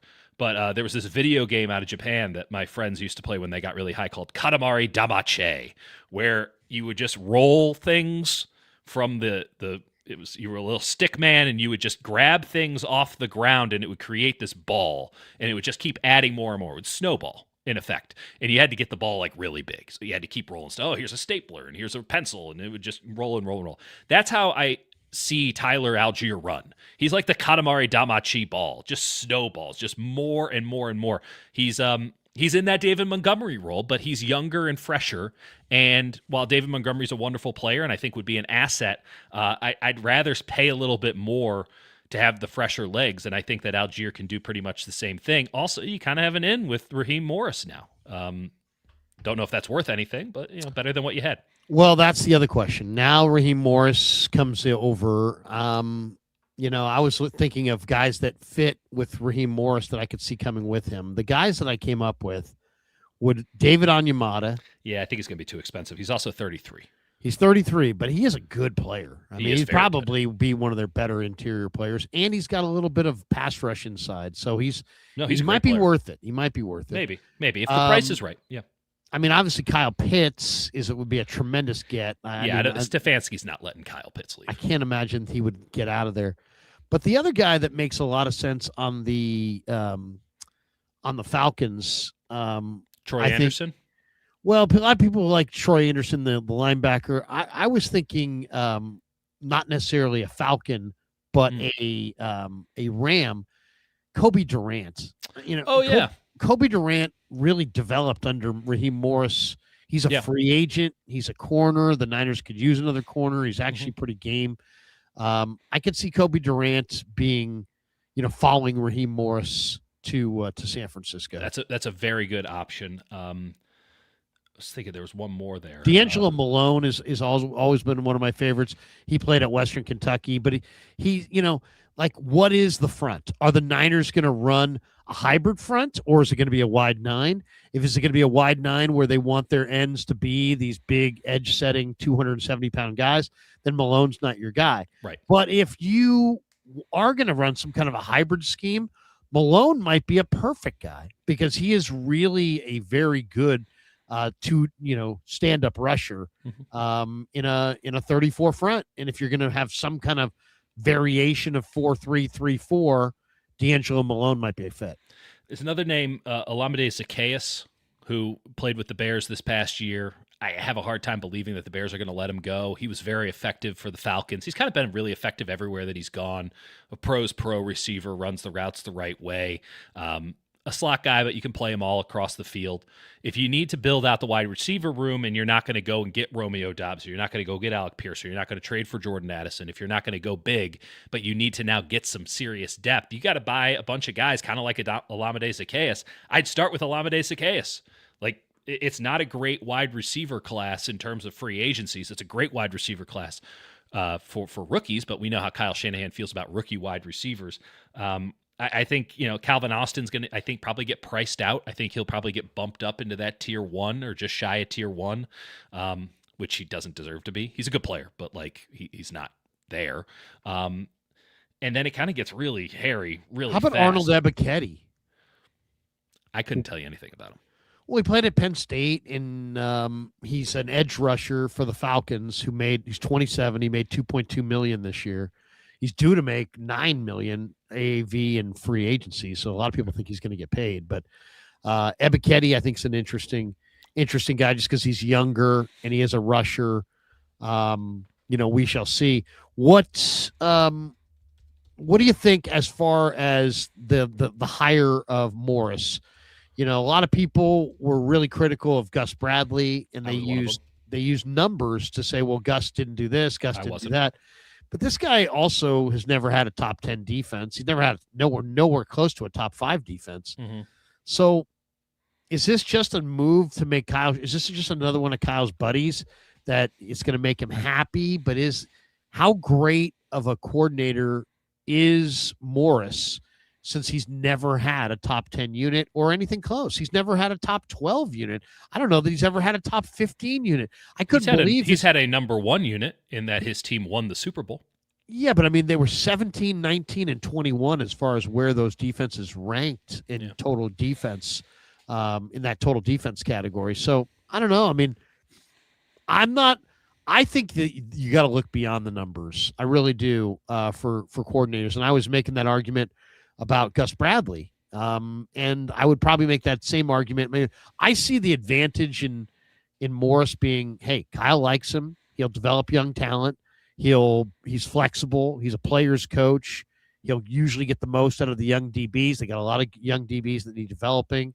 So there's lots of traits that I think make him a good choice. But if you're looking for, hey, this guy, where this guy goes, top 5 defenses follow, no. He's extremely well respected. Right.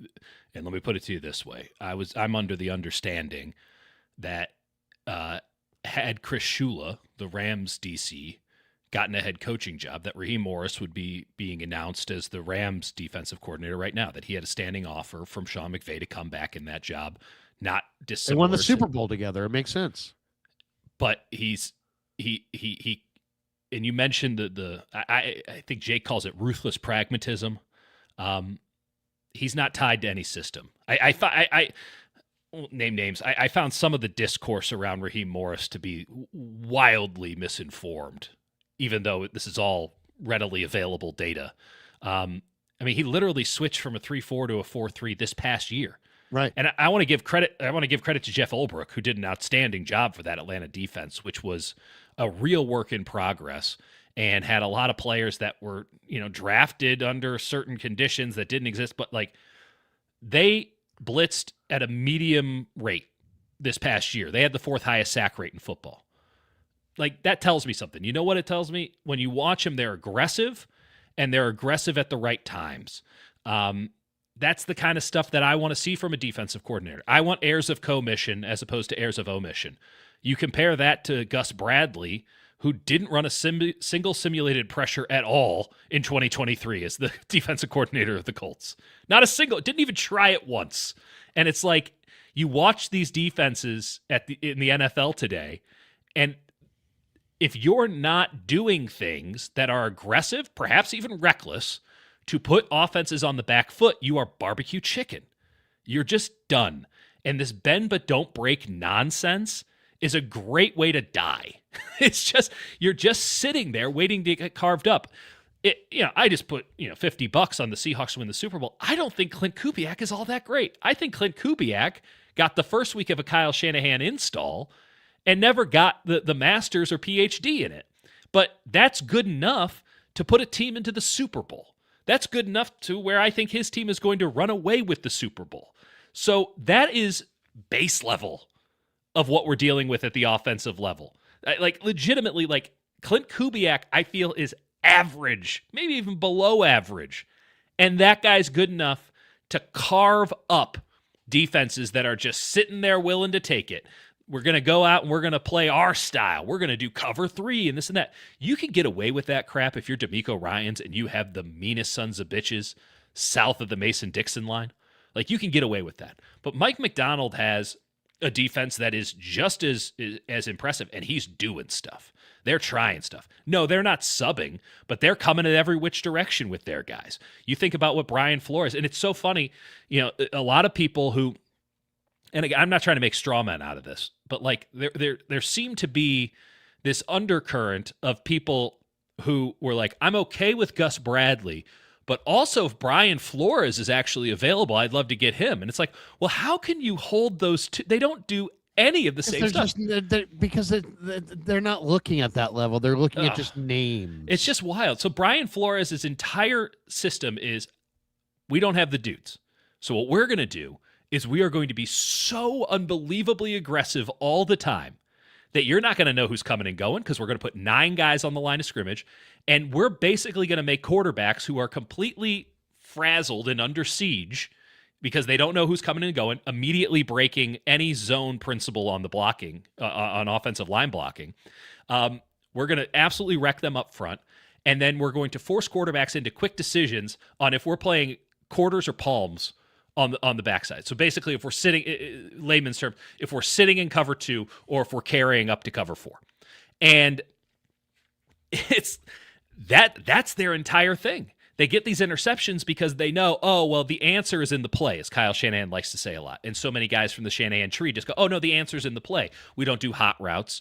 And when someone blitzes and we have one extra rusher coming in, there is a certain prescribed answer to that in the play. So what does Brian Flores do? He makes a guy go and stand where that guy's going to be. And that's how, like, Andrew Van Ginkel gets 5 interceptions a year, because he knows where that guy's going to be and he just stands there. It's all to say that guy's the most aggressive.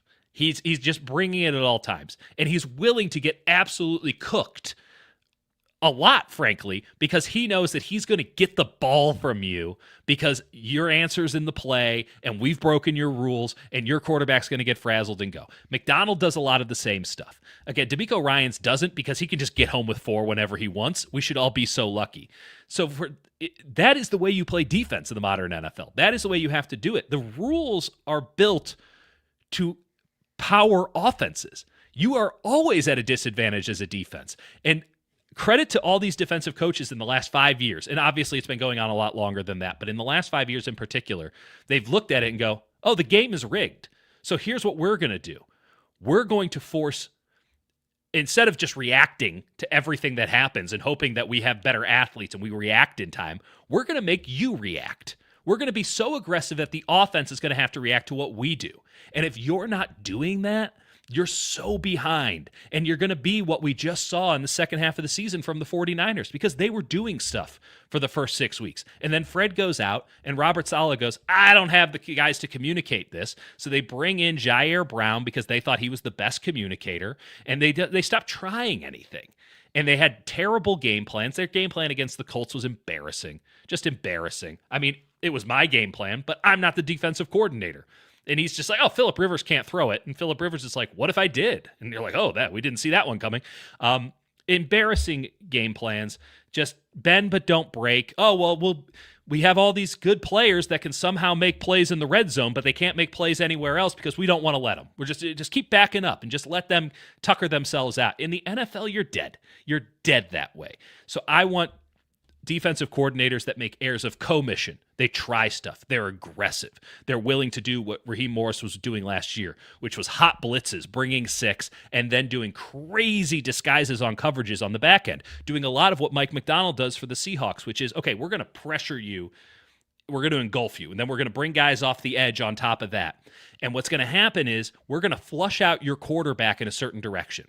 And when you flush to the left, that's fine because we've overloaded our coverage to that side. So if you have an open guy, he's just 70 yards away from you because he's on the opposite side of the field 25 yards away. So good luck with that one. Or the opposite direction. That's what they do. We know what Flores does. DeMeco they win with 4 so repeatedly. It's just the 2019 Niners all over again. They're unbelievable, except faster and better because they have better corners. You can't try to build a defense that way. You luck into one, and then you just try not to mess it up. And D'Amico's doing a great job in not messing it up. But they don't have like plays. They have like 4 plays. They don't need anything like that. I need guys who have plays. I need guys who are going, okay, the game is rigged. How do I turn the tables? And Gus Bradley might have been last on my list if that's my criteria, because he doesn't try stuff. He doesn't do stuff. He still believes that the Legion of Boom cover 3 with a little bit of cover 4 sprinkled in will get it done, and that offenses are not capable of running 10, 12, 13 play drives when all we see every week is 10, 12, 13 play drives, because offensive coordinators have gotten so much better because offense it's rigged in the offense's favor. I think Raheem was not going to be as good as a Jim Schwartz, but I don't think that they had the opportunity to really wait out as weird. I was wrong. I will full mea culpa. I thought the Jim Schwartz situation was going to be resolved quickly, not amicably, but quickly. That has proven to not be the case. Let it be a lesson to me to never expect logic or sanity from the Cleveland Browns. Never make that mistake again. Can't believe I made it in the first place. So they weren't willing to wait out the Schwartz situation. I think Schwartz would have been a better hire. They were not in a position to find out, because then you're going with Gus Bradley. And Raheem Morris has proven to me, maybe not to everyone else, but I'm trying to watch this stuff with a very analytical eye, and I'm trying to come up with theories and values and stuff. He strikes me as somebody who you can't let walk for the hope of getting somebody maybe a little bit better. This is absolutely a 1 in the hand over 2 in the bush, and I don't know if Jim Schwartz is getting wrangled out of that bush anytime soon. So getting Raheem Morris is an absolute win for the 49ers because, again, ruthless pragmatist, Super Bowl champion, and somebody who really, I think, will do a great job in maximizing what the 49ers have without needing, like Robert Saleh needed, a bunch of guys who fit some ideal. He'll make it work with what he's got, as he did in Atlanta last year. You know, the Schwartz deal, I think, was that Philly was going to come for him, and now that with Fangio, he was there in Philly before, and I think they just didn't want to be left at the altar, with nothing. Waiting to the last second on Schwartz. And then also it's about Kyle's comfort. And I think Kyle's more comfortable with Raheem. And I also think, Raheem, I think you look at Raheem has got a sound, coverage, but they're going to run a lot of cover 3, and they're going to run a lot of zone, a lot of cover 3, a lot of cover 4, some cover 6. And that's what they're going to utilize, where Schwartz was going to be a lot of man-to-man. Cover 1 and cover 1. He was getting some cover 2 match. I mean, he was going to cover 0. I mean, he was going to basically be a man-to-man. They were probably going to have to change some personnel. They were probably going to have to, it's not as easy as that. It's not as easy as like, well, you got a bunch of guys playing zone. Oh, just have them play man. Well, there's some guys on that team that I think could have done well. I think if you moved Diamondor Lenore back to slot, he would have been great at that. I think that Renardo Green's probably better served by that, but you still have the same questions at safety. But you're going to have to then change. You're definitely going to have to get a different weak side linebacker. And yeah, so it would have been tricky, but they're in a position where they could have managed it to effect. Now, the question is, who benefits the most from Raheem Morris, who likes to run a lot of 5-man fronts? And I think on the surface, the guy that I think, should be helped by this, and maybe this has something to do with why Raheem Morris is here, is Mikael Williams. Because Mikael Williams, was doubled a lot, and we know what he was this year. He was an inside player he was an outside player on first and second down, setting the edge. Then he's an inside player on passing downs, and he's an interior rusher. Mm-hmm. Okay, but now in this 5-man fronts, I think you're gonna see his double team rate go down, and I think you're gonna see him more outside and not is predominantly inside on third downs. You're gonna see him.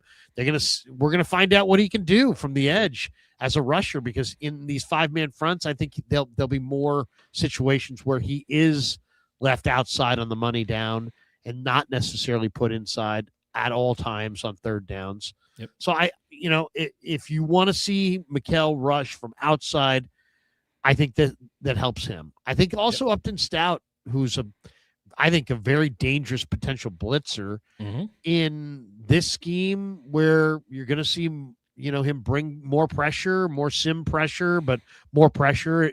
And I think that's advantage Upton Stout. I think Upton Stout is going to be a better player, in this defense than he was in the defense he played in this year. And then, I don't know. I mean, Demo Lenore's interesting as well. I mean, I'm not sure exactly where he's going as far I as think he's a benefit. Is Demo getting better? Is Demo getting worse? Has he already played his best football? He probably has, but Raheem got Mike Hughes to be one of the statistically best corners in football. Now they had Terrell on the other side, don't get me wrong, but like Mike Hughes got a lot of action and made a lot of plays, and Mike Hughes' whole thing is, he's not the biggest, not the fastest, but he's a mean sumbitch, and he'll fight you. He'll fight you the whole way. Sounds like Diamador Lenore to me. Well, and Lenore you can tell Lenore wants to travel with another team's number one, and Morris will let him do that. And I don't think the Niners, you saw Salah's answer when he was asked about it. He's like, well, it complicates things, and it's not just for him, it's for everybody else. But I think Morris is going to be more apt to let Demo, travel with Puka, travel with, with JSN. And I think that's probably the way they ought to play it, to be honest. I'm interested to see they left in the game against the Eagles. I thought a really legitimate that was a really impressively defensive coordinated game. For as bad as they were late in the year and as lame as they were late in the year, Saleh really pulled out a bunch of stops in that game. And one of the things that he did was he left Lenore on the field side exclusively, which I don't think had ever done, where it's no, you're the field side guy. And that doesn't matter if it's left or right, you're field side. Less space, more ability to get a little punch in there. I think that's what you need to do with Lenore full time. So maybe it's not traveling. Maybe it's just he has the field side, and then you hope Renardo Green can get his head on straight to where he can handle the boundary. But that might have been their best cornered game all year. And I know that there were a couple of shots for A.J. Brown and such, but like that might be the answer. We'll see. I think Raheem is an incredible pragmatist. It's not as if he doesn't have ideas, but this is somebody who adapts to the personnel that he has and is willing to bring in guys that might not be conventional fits in different spots. I mean, think about what he did with Jalen Ramsey, who, corner. Well, we're going to move him around. He's going to be like a Sam linebacker for us. And now he's a safety. Like, you put great players in positions to make plays. I think that's his main principle. I don't know if the Niners have great players, but I agree with you on Mikel. I agree with you on Demo. I definitely think Upton Stout would have been in grave danger had it been Jim Schwartz, because I don't think he can be that kind of man-to-man, the little bit more physicality that you need. But if you're going to run, a lot of disguise coverages, and yes, they're going to run 2, 3, 4. They're also going to run 6, 7, and 9 covers. And they throw some funky stuff out there on the back end. That really suits Upton Stout, whose best ability is, yes, he's mean and he's fearless and he loves to blitz and he's good at it, but he's also really good at covering the hook and the flat. Like, he's really good in that second level, kind of floating in there in that zone area of a linebacker. There's a lot of passes that he kind of just got up and got before it got over to the over route or the dig route. So that's something that they can amplify, that they can use more of, especially if you're going to be bringing more people, trying more stuff up front, having guys who can play sound zone coverage behind that. And I think Stout can absolutely do that. And maybe even, considerably playing out of position comparatively to what you would expect, because you're leaving fewer guys back there is a big win. So I'm also curious on who this is a win for in the safety position, because he does like to have a true free safety. The Niners have one of those. No one could argue that Marquise Siegel had a good year, seeing as he was on the bench for half of it, and when he came back, it was tough sledding, though there were certainly flashes and moments. I'm very curious to what this means for Marquise Siegel. It could be the end of the run. It could mean the beginning of something great, but they need to make some tough decisions. I don't think it's a good thing for Malik Mustafa, frankly. Cam Curl might be a free agent target that they could look at as well. Expensive. He's going to be expensive, but he's also a damn good player. Very good. All right, couple last ones, and then we will hit our supers and bolt for the door. One of the things that is a major problem for the 49ers is that they lean on their tight end a lot. Yep. And their tight end is great, and they're not going to have him this year. Correct. So who is the tight end that you want to go after? It's a very speculative position. There's guys that There are receiving tight ends. There's blocking tight ends. There's converted offensive linemen. There's guys of all shapes and sizes, tall guys, short guys, thick guys. Who is your tight end that you want to bring in this year? Not necessarily to replace George Kittle, but maybe for the year to replace George Kittle. Charlie Kohler out of Baltimore with a bullet. Listen, there's some. You want to bring in Brock Purdy's college tight end. That's right. And I think that there's so much potential in this guy. He was the third tight end for Baltimore. I thought he was awesome in blocking. They only threw it to him like 10 times last year. I think he's got some really nice mitts. I think he runs clean routes. I think there's a lot of athleticism there that was untapped. I think that, frankly, you can't go wrong just taking the Baltimore tight ends. They draft that position so damn well. A lot of people are going to like Likely. I agree that he would be better than Charlie Kohler because he was better in Baltimore and they know what they're doing at that position, but he's going to be expensive. And probably Baltimore would be a fool to let him walk, given where Andrews is at in his career. Njoku, I think, is going to be too expensive and is not actually that well-rounded of a tight end enough to put that kind of investment in. You have a lot of good blocking tight ends. I think Tyler Higbee is going to be somebody who gets a lot of love in the free agent market, even at 33, because he's just solid all around. There's some blocking tight ends that I like. I like Mo Alley Cox.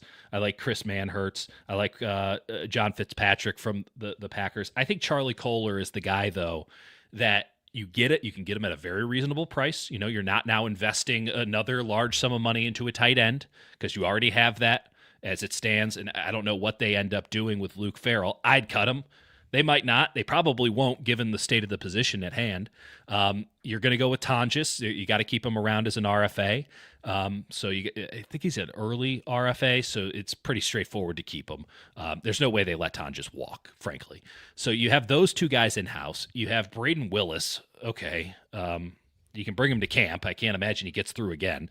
So you need somebody else who you can just play. You can play in a 12 personnel set with Tonjes because Farrell was just god-awful. He can't block and he can't catch, so I'm not really sure what it is you do here, bud. He was just brutal.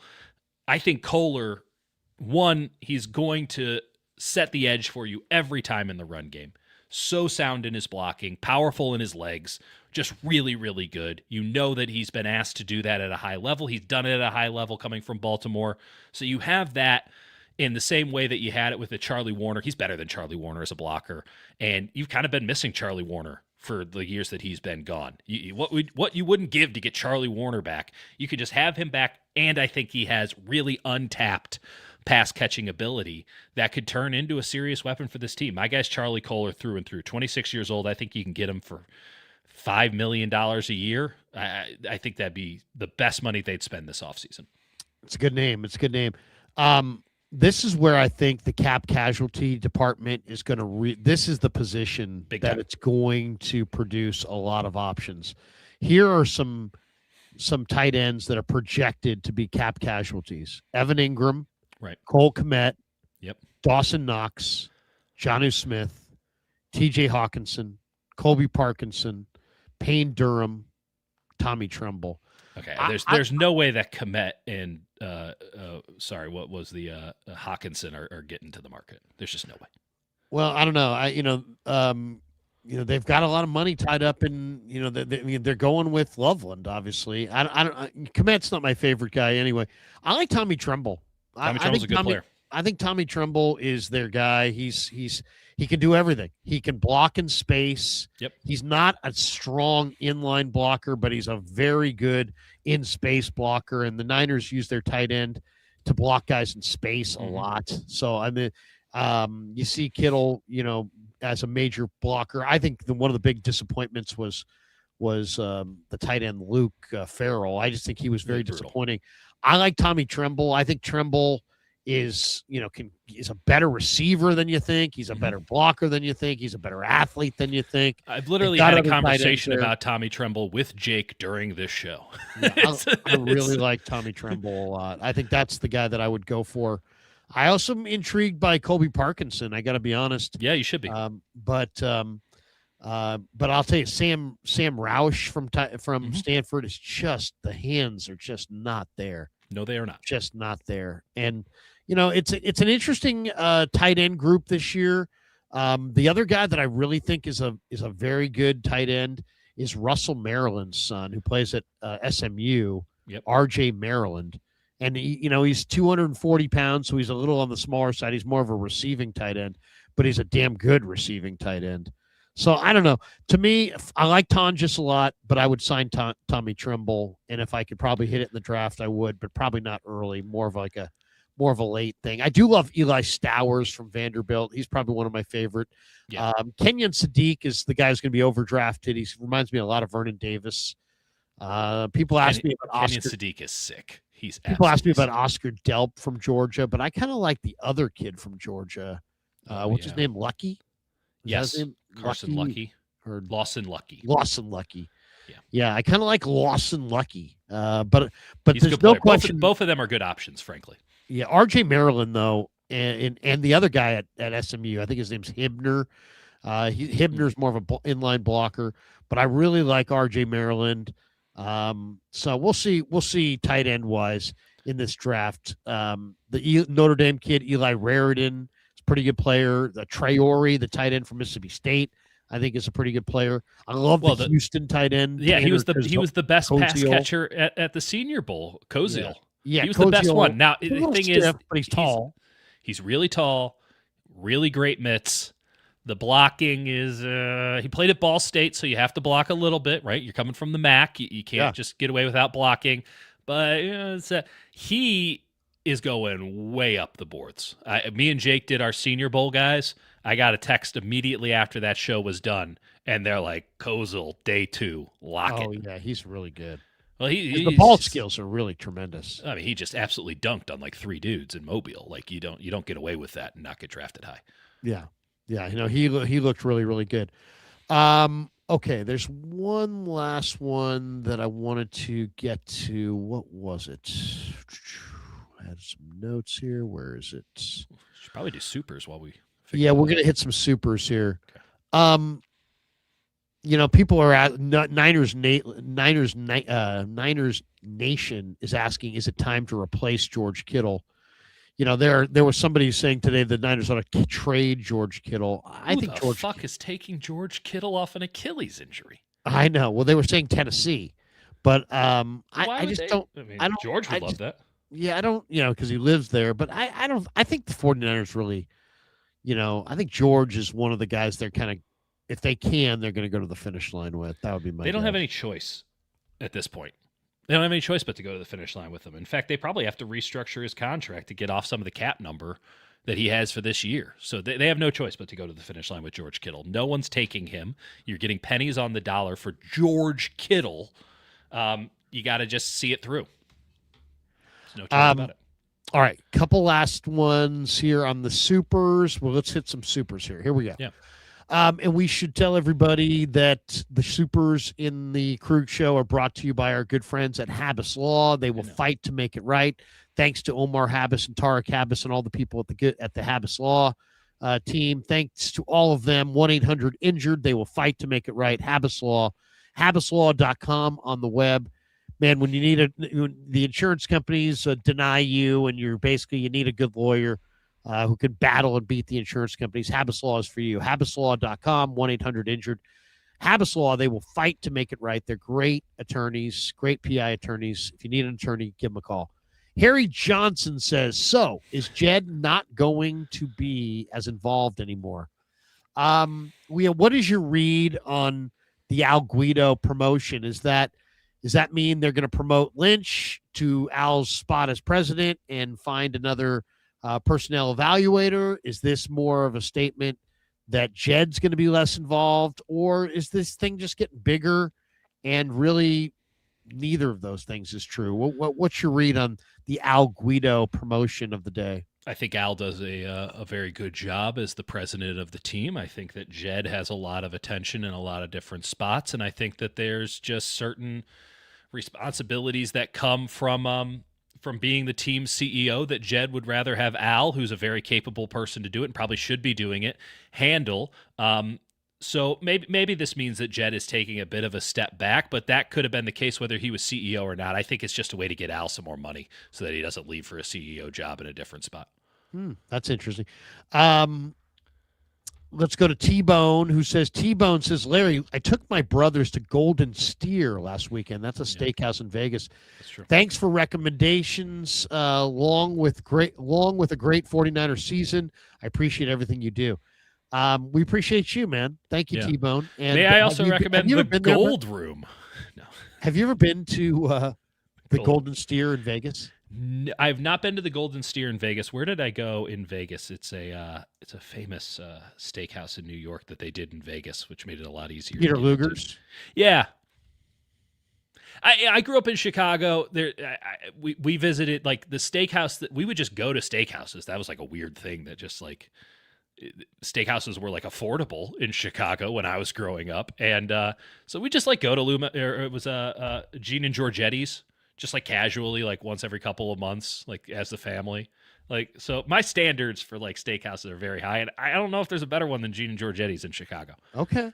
Well, I'll tell you this. Golden Steer is like it's like it's an old style place. It's really hard to get a reservation. During Super Bowl week, one of the Krueger show fans, our big fan, Big Mo Easy in Vegas. Now we're talking. Took me and Kev there and got a reservation. And I was telling JT the Brick, Mike, he's like, where'd you go to dinner last night? I'm like, yeah, we went to the Golden Steer. He comes over, he looks at me. He's like, shut up. Yeah. And I'm like, yeah, we went to the Golden Steer last night. Shut up. He said that to me. I'm like, JT, why? He's like, dude, I've been trying to get a reservation there for the last 3 years. I said, are you kidding me? I'm looking at the photos right now. This place looks badass. Dude, they have the best Caesar salad. They make it right at your table with the anchovies and the whole deal. The shrimp cocktail is like famous. Their steaks are unbelievable. Caesar salad looks fantastic. The Caesar is absolutely amazing. The lobster tail is drawn butter and the whole. I mean, it's this place. You're killing me, Lair. This looks so good. Amazing. This looks fantastic. Deets, I'm telling you, this is a spot. Yeah. Unbelievable. You got, and the room is like old school. That's what Vegas, I love. Yeah. With the red leather furniture. And it's not like we went to in the W, in the Wynn, there's a steakhouse called the W. Right. And it was phenomenal. We went there the night before. But this was even better. The food was even better at the Golden Steer. It was absolutely fantastic. Next time I go to Vegas, which I hope is not soon. I know, seriously. I will have to hit up the Golden Steer. This looks Golden fantastic. Steer. It's amazing. James Foster in the house. He says Travion's going to break one or two big runs. No one's expecting it. No one has punched back against Seattle except the Rams. New England May is better than Darnold. All right, let's start the timer. We're going to do one more hour on Patriots and Seahawks. we're done arguing about it. But I will say this: Travion's done very little in the playoffs. And the one thing that I think, Dave Softy Mahler was telling me going into that Week 18 game, that his big concern with Seattle was their inability to cover running backs out of the backfield. Now, Travion Henderson has been awesome, but he's been really, really not awesome in the last month or two. So if he steps up with a big performance here, that would be kind of a surprise for sure, a surprise element. James Foster says Vrabel is better than McDonald. Yeah, but what about their players? I don't know. Yeah, McDonald's a pretty damn good coach too. James Foster, what if Shaheed has a fumble on special teams? We can play that game all night. Sure. I mean, would you go for Shaheed if you were the Niners? He's a free agent at the end of the year. No, because of the cost to benefit. And I don't think that he can block in the run game.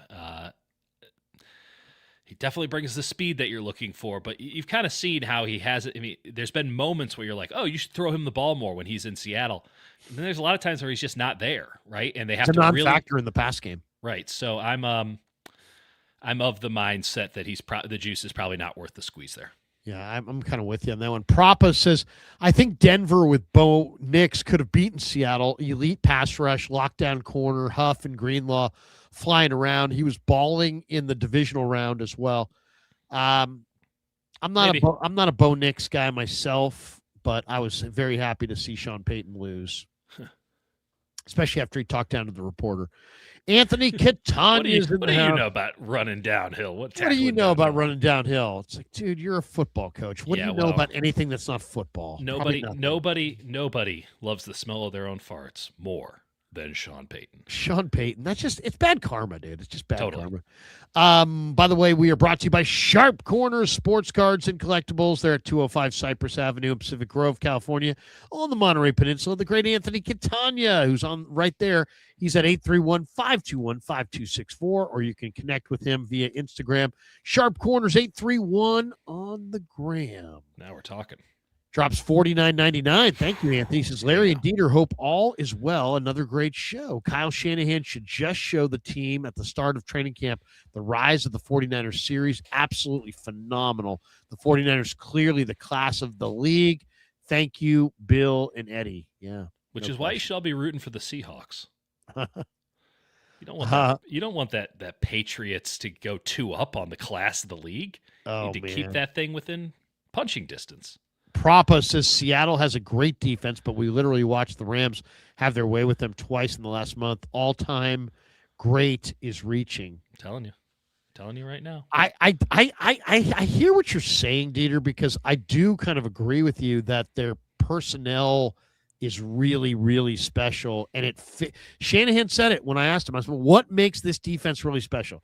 He's like, they have a great scheme, but they're also their second year in the scheme, and the personnel is perfectly suited to the scheme. And I totally agree with every bit of that.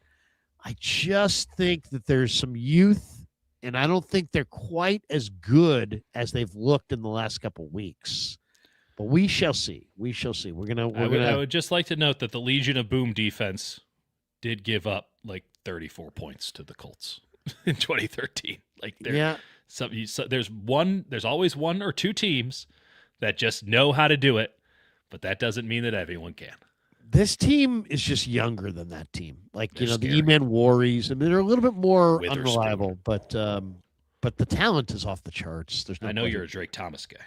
Well, I love second level speed, and they have it. They have it for days. And the Niners used to have tons of it, and the Chiefs used to have tons of it, and they were the fastest teams. Now Seattle has tons of it, and the Niners are really slow on the second level, so it bothers me.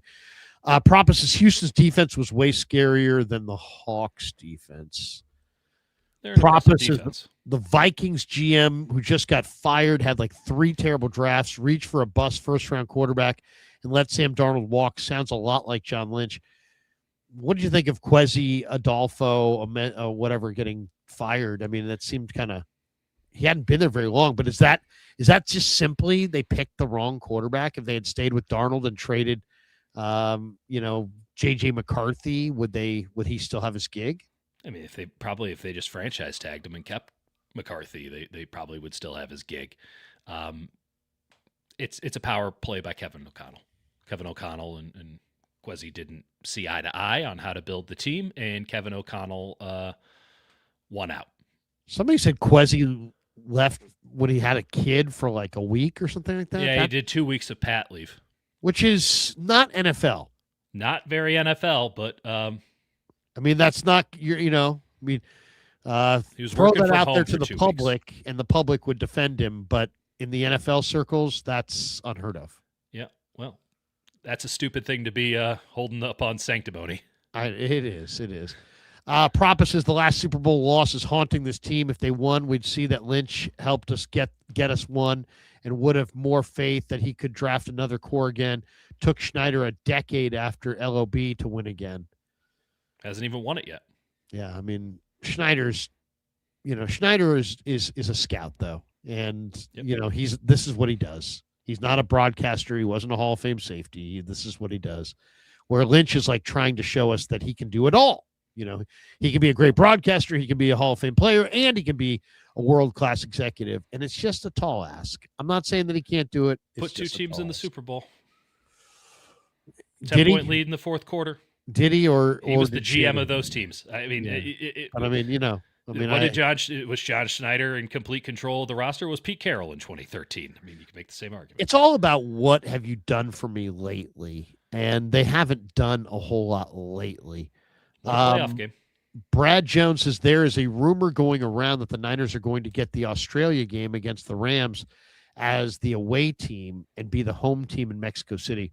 I mean, Jed came out and said today that that they're willing to give away one of their home games to play internationally. Well, they haven't done it yet, so they don't really have any choice. But I think they by the probably way, this rumor is almost certain to happen. That they are going to play in Australia and Mexico. That they're going to be the they're going to play 2 international games in 1 year. Mm-hmm. One is the home team, one is the road team. Mm-hmm. Wow, that would be something. That is the full expectation of those who know.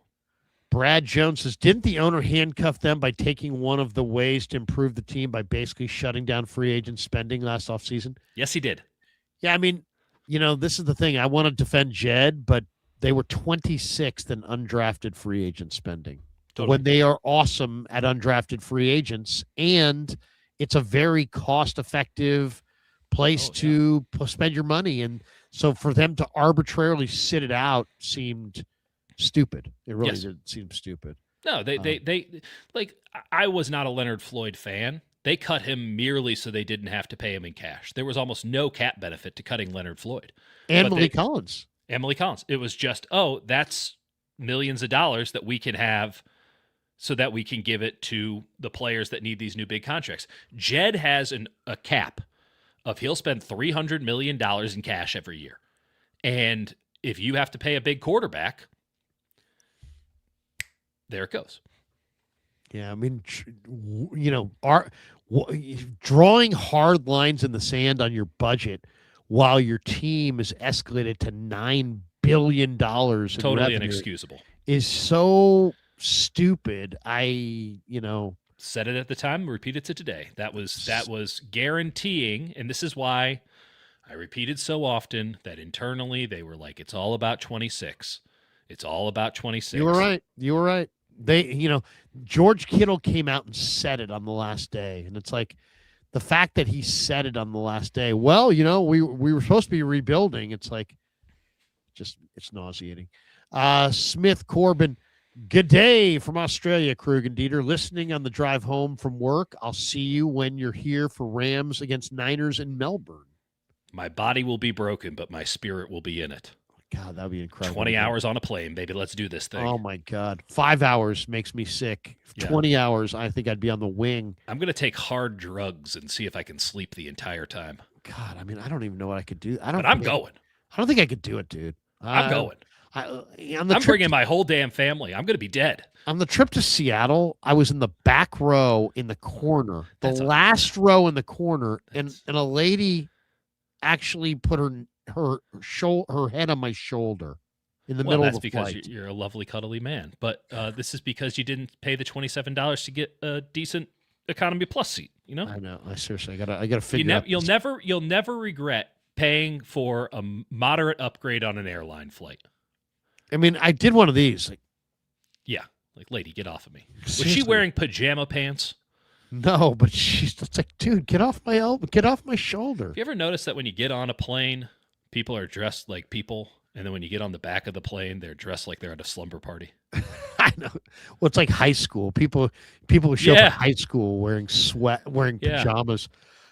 That's really bad. That's really bad. Glad you're wearing your Garfield fuzzy slippers on this international flight. Hopefully we don't crash on a remote desert island where you'll be completely unprepared. I know. That is ridiculous. JCNY 49er. So many holes. Some will need to be cheap vets. Greenlaw? No. If the money is right, no. He's fearsome. 2 years removed from Achilles is a thing. Still only 28. No. Here's the thing. This is actually one of the big parts of this offseason. The test for the Niners this offseason is, can they not do what I know they're going to do? What's that? Which is go back to Armstead or Debo or Hargrave or Greenlaw or any of their guys. They love their own guys so damn much. They need to not go back to any of their guys. And yet I think I would bet almost anything that they will go back for one of their guys. Yep. Not the right move. Not the right move at all. at all. So bad. A couple last ones. JC says you guys need to draft for SF. Love both channels. I am willing to listen to consulting fees. I'm willing to have that debate. What do you want? What do you want from the Niners if they said, Dieter, run our draft this spring? How much do you want? That's a good question. I probably should have thought of that before I said that out loud. As somebody who I know has made picks for other teams in the division, almost expressly, allow my magic to be used on your team by letting me in. I can help you. I've helped the Seahawks, I've helped the Rams, and I've definitely helped the Cardinals. Let me help you. I want a quarter mil. Give me 250 grand. I'll do it. Jeff 49ers says, Larry, we both like KC Concepcion. What's Dieter thought on it? Do you like the A&M kid? He's probably going to run. My guess is 4-4 flat. I think he's not going to be a 4-3 guy, but he's not going to be a mid 4-4 guy either. I think he's 4-4 flat. Maybe he'll even run a little faster than that. What do you think for KC Concepcion? He strikes me as a very fun college player and probably not a great pro. His college quarterback wasn't very good. I agree with that. Marcel was horrible. And he made some really cool plays. I know. There wasn't enough of them. Yeah. There wasn't enough of them, and he had a lot of weird drops. He had a lot of plays that he just wouldn't run hard routes on. He was very easily taken out by any sort of man coverage, any sort of attention. I think that he can be a nice depth piece. I think he's a pro. I think he's good enough to be a pro, absolutely. I just think that if you're taking him in the first round, you need him to be your number one receiver, and that is going to be a mistake. Yeah, I mean, sometimes, you got to get beyond the measurables. This guy's got the measurables, but he just doesn't have that vibe that he's going to be your true number one. Right. And you're going to have to draft him in a neighborhood where he's going to have to be that true number one, and so it doesn't work. You need to get a little bit of a diva personality off of a true number one. I know that sounds weird, but like a true number one is angry when the ball's not thrown his way. He's got to have a presence. Yeah. Yep. This guy number one is a number one presence. He doesn't have a number one presence. Yep. I'll leave this one to you, Lair. Too much sauce. Was Chase Young a regrettable loss for us? Dude, I called Chase Young out after the NFC Championship game, and the reaction to me calling him out was absolutely startling. I called him out and said to Shanahan, I wanted somebody else to ask the question. I really wanted somebody else to ask the question because I didn't want to ask Shanahan, hey, by the way, your guys are dogging it. But I also wasn't going to let it go. And so I did ask the question, well, what happened? Shanahan, to his credit, and this is what I love about Kyle Shanahan, if you ask him a brutally tough question, but it's real, he will not shine you a la Sean Payton, right, and try to embarrass you and turn tables on you. He will own it. So I asked him, I said, Kyle, is this your culture? I felt like I saw some guys who weren't really given 100% in that NFC Championship game, and seeing it was the NFC Championship game. Is this your culture? Were you happy with that? What did you think when you saw that? And I to a man, I was so nervous because I thought, man, he's going to bite my head off. Instead, he goes, you know what? It's not our culture. I don't think that was the rule. I thought it was more the exception. There were some examples, though, of guys who didn't go hard enough, and he owned it. It. And what happened from there? The next morning, Lynch called a press conference in the media room and told us that we were never going to see what we saw again. Right. It's like, we've discussed this, we've addressed this internally, and you're never going to see what you saw again. So he was obviously pissed about it, right? Then I'll never forget this. It was time to interview Steve Wilkes. Mm-hmm. And normally I sit right in the middle, but I got into the room late, so I'm in the far corner. And he comes out of and he starts talking, and he is literally turned all the way over looking right at me. And he's like, what we saw last week was not acceptable, and this and that, and it can't happen. And especially in a game of that magnitude. And then you get the Super Bowl, right? And I could not believe this, but it came out the week after the Super Bowl. They have the live mic, and here's live mic copy. Chase Young talking to George Kittle, and George Kittle says to Chase Young before the game, Chase, there's no meetings this week. There's no practice this week. We have nothing this week. Everything is about today.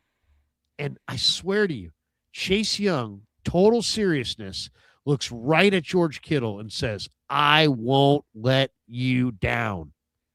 So, dude, somebody, that little, my question, I don't know. I'm sure it could not have been just my question. No, they probably saw it, but they weren't going to make a thing out of it. Yeah. They saw it, and they got in his face, and they said something. And, he's never coming back after that. Yeah, he's never coming back. By the way, he wasn't that good the year after. But, he was okay last year. Yeah, but he's never coming back after that because he broke that code. You know, you do not go 75% in an NFC Championship game. All right, that's going to do it for us. Dieter, all the talk about the Senior Bowl and all that stuff. When you and Jake sat down to talk about prospects in the Senior Bowl, who was the guy that you guys were most super jacked about before we get out of here? Overcrown. Overcrown. Really? Wow. Oh, we loved him. Okay. We loved him. We can't get enough of him. That's the guy Jake really loved. That's the guy I loved. That's the guy Jake loved. That's the guy the coaches loved. That's the Texas A&M left tackle. That's I know. guy. I wanted to finish with. Yeah. Where do you think Mac Jones winds up? Who do you think, now that we know what head coaches are where? I brought this up to Chase Sr. I couldn't believe it, but I really believe it now. Mac Jones is the second best quarterback. Unless you're a Ty Simpson fan, outside of Fernando Mendoza, you might argue that Mac Jones is the second best available quarterback in any category this offseason behind Mendoza. Where do you think? Yeah. Who do you think wants him the most? Where do you think he's going to wind up? Or do you think he'll be back? I think he'll be back. Really? I do. Wow. I think it's I don't think that they're in a position to trust Brock Purdy to play 17 games yet, because he hasn't. Yeah. So it's probably the smartest thing for them to do. It's probably the smartest thing. It's probably the best thing for them to do as far as trying to guarantee that they make the playoffs. And let's lay it one step further. No team in all of football thinks, talks, and considers compensatory picks more than the San Francisco 49ers. Jake and I make this joke all the time. That's, what's the comp pick? And I had somebody a couple of weeks ago be like, you have no idea how spot on that is.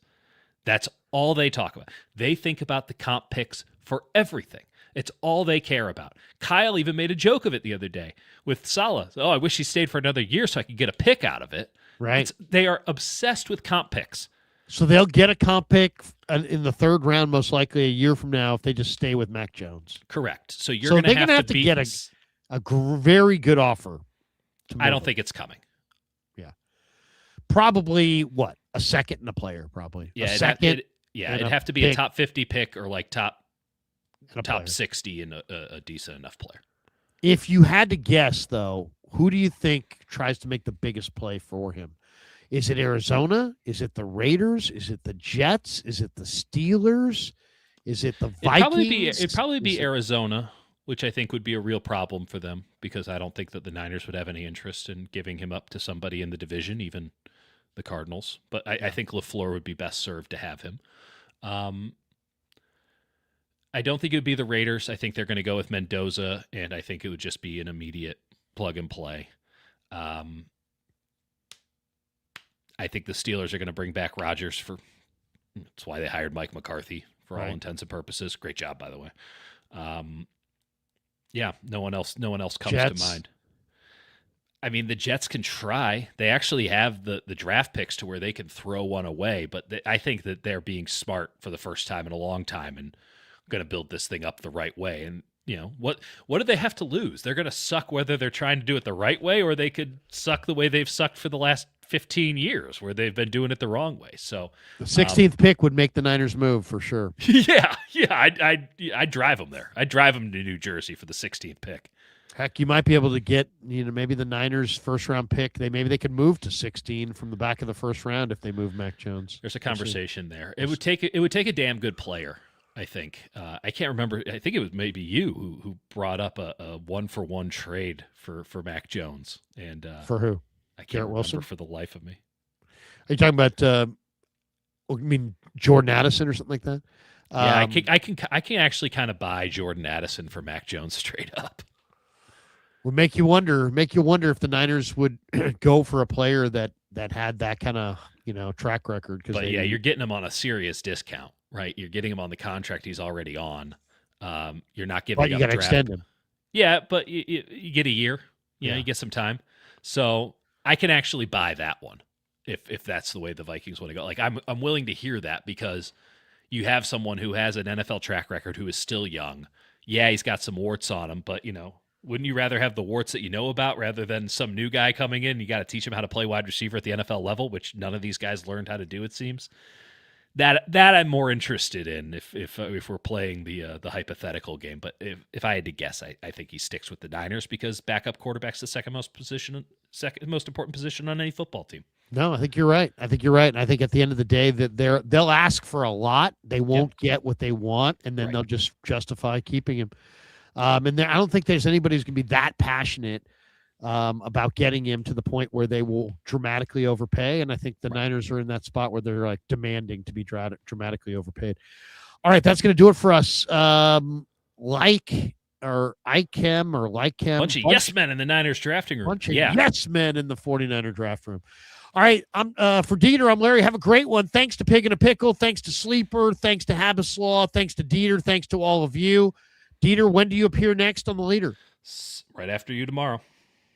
See you tomorrow at 6 p.m. Dieter to follow at 7. For Dieter, I'm Larry. Peace. Yeah, never met a man I've been scared of.